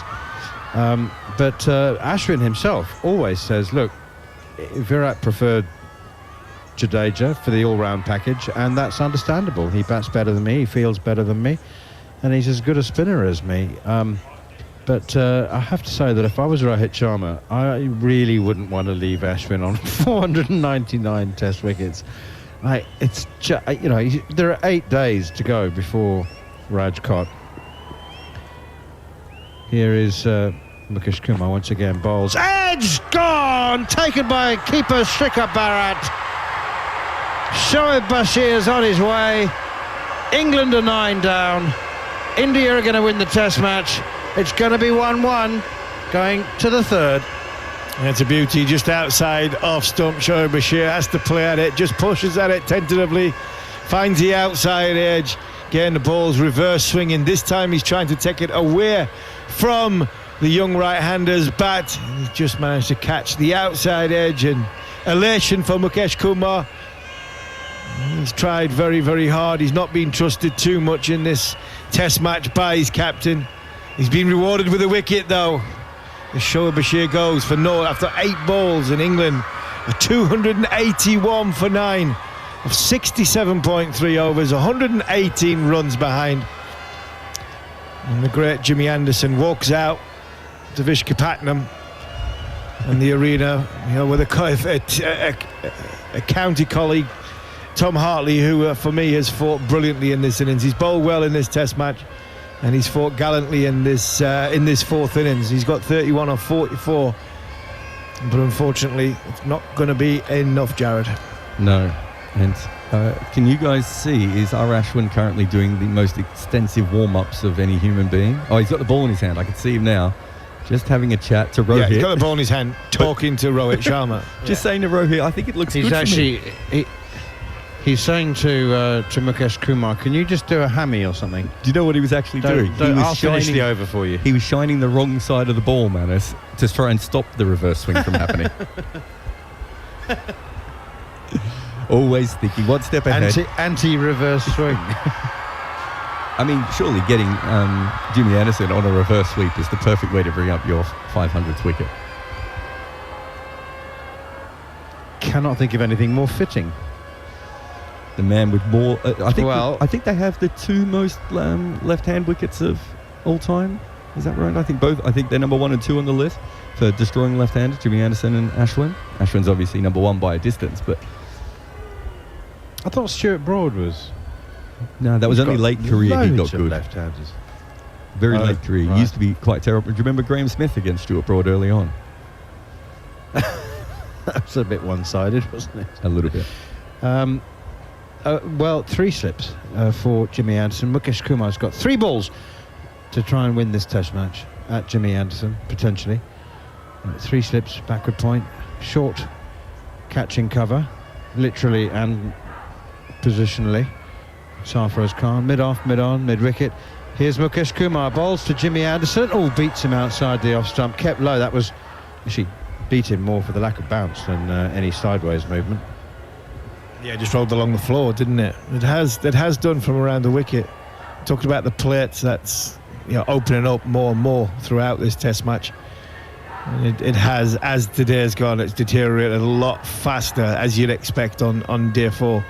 And then plates are starting to move, the cracks are taking an effect. And said right at the start of the day that it wouldn't be the early part of the run chase, it would be about the last 80 to 70, 80 runs, which would be difficult because the pitch is going to deteriorate very, very quickly, and it has done. And if the second Here's ball Mukesh as well. again, and Jimmy Anderson pushes at this one outside the off stump, makes no contact. Sorry, Jared, say it again. I was going to say it'd be the second new ball as the pitch starts to deteriorate. That would have always been England's problem, which is one reason they probably wanted to score quicker. But you can just see it's been a little bit trickier than that. Oh, Manners, I had one for you actually. Have you ever heard of the Cresta run in St. Moritz, Switzerland? Yes, it's a bobsleigh track. Did you know luge? Yeah, it's skeletons, I think. Is that different or is that the same? Similar. One's like a tea tray that you just slide down feet first, and the other one, of course, the bobsleigh you climb into, and the luge you go head first, I think. Here's Mukesh Kumar got Jimmy Anderson with the on drive, as good as anything we've seen in the series. Oh, 4 runs. What a shot from Jimmy Anderson. On the up, straight back past our Ashwin, and Ashwin's looking at his captain to say, did you see that shot, Skip? Come on. Surely I've got to have a go for my 5th and 500th. I think he's going to get his way. Yeah, our Ashwin's coming in now. Of England 9 down. He's pulled rank. Told the captain, it's time for me. Unfortunately, he's got Tom Hartley on strike and not Jimmy Anderson. Hartley might go on, anyway. you got very quickly. You got 30 seconds to finish this Cresta run story. The first ever female team, all-female team in a tournament is being run at the moment, and it's an MCC team. If you go to the MCC website, you can find some details there. But they're in the Cresta Run tournament, sponsored by the MCC, and you can donate to them as well if you would like. Is that luge, skeleton, or bobsleigh? I think it's skeleton, but I don't know. Okay. All right, well, that's interesting. What MCC website? Okay, well, here we go. Can R. Ashwin pick up his 500th Test cricket, Test wicket? Ashwin in, bowls, and Hartley off the back foot, cuts it delightfully. There's been no nonsense of number 9 protecting number 11 in this game. They'll take every run they can, and Hartley takes a single off the first ball, which is given to him, really. Lots of men on the boundary, and so Ashwin will have 5 balls at Jimmy Anderson. Seen a replay of that last shot. Jimmy Anderson standing there. Wow. Tech that. Stand and deliver. Ball on the up. Belted straight back past the bowler. Reverse swing. What reverse swing? Now it's going to be a bit different. Not crowded, Jimmy Anderson. Short leg. Slip. And that's it, really. A ring field from there. 5 men on the offside. 4 men on the leg side. Ashwin halfway through his run-up, movement behind the bowler's arm, enough to distract Jimmy Anderson. Backs away. Ashwin tries again, up to the crease now, bowls. Reverse sweep from Jimmy Anderson, hits it delightfully. Only as far as Rajat Paditar at backward, what becomes backward square leg from backward point. Just 8 players before Ashwin have taken 500 test wickets. He's on 499. Ashwin in bowls, Anderson forward, plays defensively, nudging in out on the offside. Ashwin does his own fielding. He's got a slip, he's got a short leg, he's got a mid-wicket, mid-off, extra cover, cover point, backward point. Here's Ashwin again, bowls, Anderson forward, rock solid, nudging that one out towards mid-wicket, fielded by Yashasvi Jaiswal. Akshar Patel swinging his arms around, but I think that's just nervous tension. Don't think he's expecting to bowl. Ashwin is in again, bowled. Another reverse sweep from Jimmy Anderson, top edge, and that is going to be an easy single as the ball lands, loops away past Mukesh Kumar, and they go through for a single. Anderson moves to 5. Yeah, that was a little bit quicker from R. Ashwin. The 2 before being looped up, Jimmy was looking to potentially go on the sweep, but he changed his mind right at the very last minute, played the defensive shot. That time, reverse sweep, but a little bit quicker from R. Ashwin. Now, India working out what field the need to keep Tom Hartley down there, to keep Anderson on strike with 1 ball to go. Ashwin again, bowls to Hartley, and he's cut, beats the man at cover and backward point, and that's 4 runs. I have to say, Tom Hartley has looked a complete package as a Test cricketer. It's a massive thing to say after 2 games, but 7 for 62 in the second innings, bats, scores runs, has a massive heart, obviously a desire to play on the higher stage, and is a gun fielder. All of which I don't know what that means for Jack Leach. Yeah, I think from Jack Leach's point of view, I think Jack obviously is a better bowler, and Hartley gives you so much more in the field and with the bat. I still think Ben Stokes will see Jack Leach as Jack Leach as his number 1 spinner when Jack is fit. But Tom Hartley, he's just added to what was a threadbare group from a spin bowling department. I think Shoaib Bashir has as well. I think he's been excellent, very, very impressive in his first Test match. Rian Ahmed is a bundle of joy when it comes to his leg spin, his batting, his fielding. So I think all in all on this trip so far, 2 Test matches, we've unearthed a couple of little gems going forward. Not finished articles by any stretch of the imagination, but I think there's a lot to work with, and a lot of positivity have come out of these last 2 games. So England are going to lose this Test match. It's going to be 1-1 in the series, but going into that 10-day break, there's a huge amount of positivity, and I think when India have a think about what's been happening over the course of these last 2 games, there'll be a slight concern that the series is definitely alive and is definitely on. It is Jasprit Bumrah from the Dr. Vizzy end, and he bowls, hits Hartley on the pad, James Anderson on the pad, and there'll be a leg by. Jimmy quite happy to saunter down to the non-striker's end, fielded by Mukesh Kumar at fine leg. England need 107 more to win. They're 292 for 9. Been a very fine day of cricket for India. Has it been their best day of the series? Yeah, quite possibly. I thought Jaiswal... First 2 days in Hyderabad, they were... First 2 days in Hyderabad were good. Even in this one, Jaiswal's double 100. But that was in isolation of a play. I think collectively it possibly has.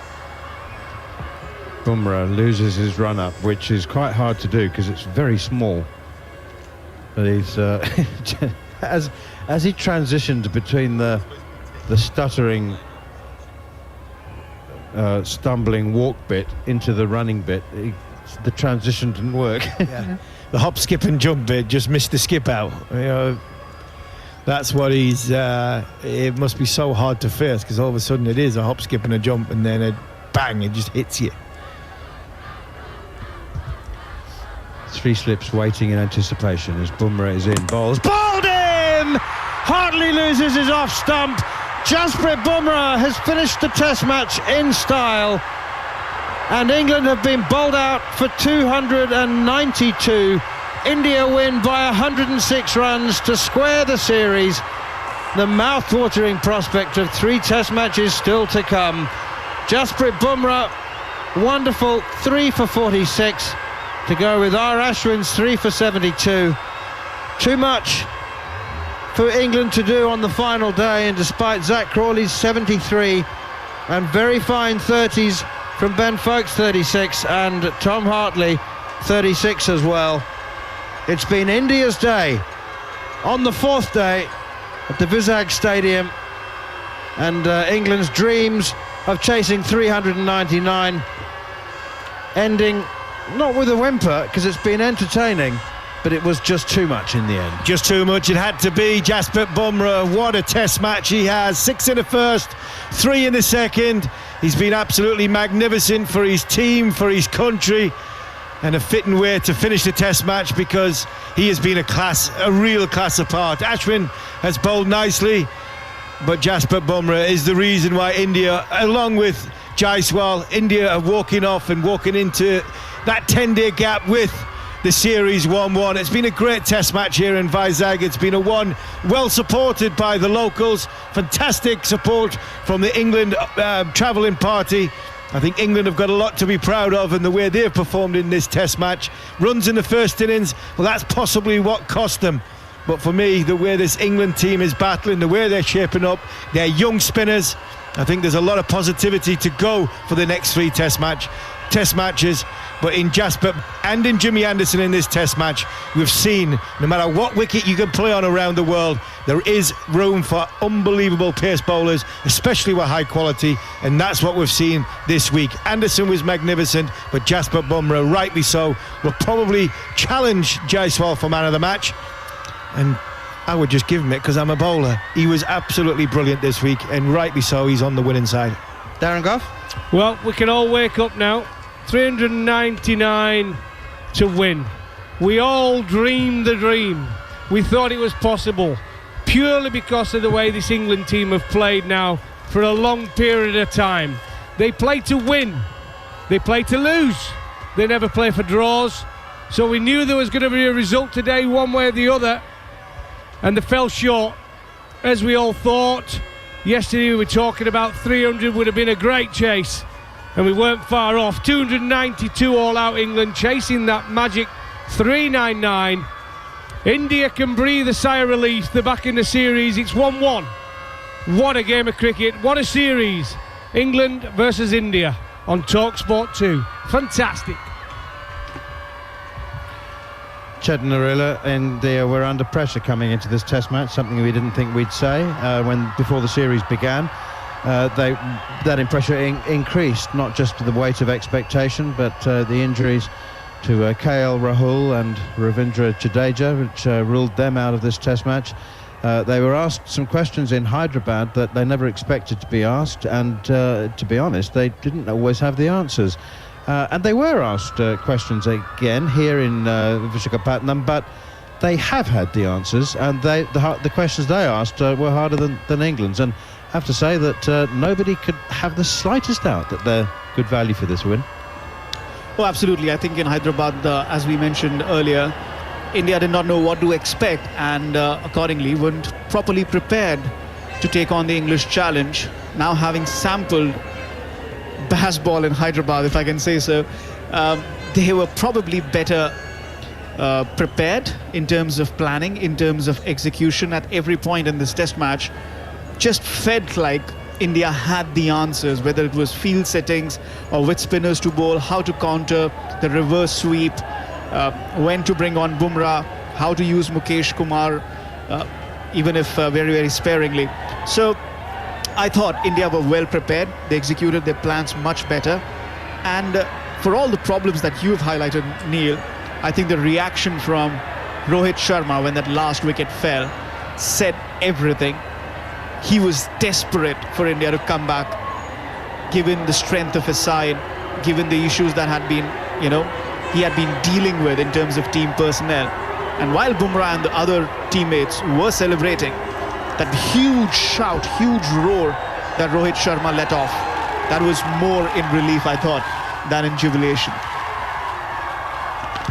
And there was a sense of relief. I mean, things didn't always go India's way, and there were moments of doubt and introspection, and certainly Rohit Sharma as a captain must have been under significant pressure. But Yashasvi Jaiswal's innings, and ultimately, I think the difference. I mean, it sounds silly to say take out his 209. I mean, it's like a major operation to extract 209.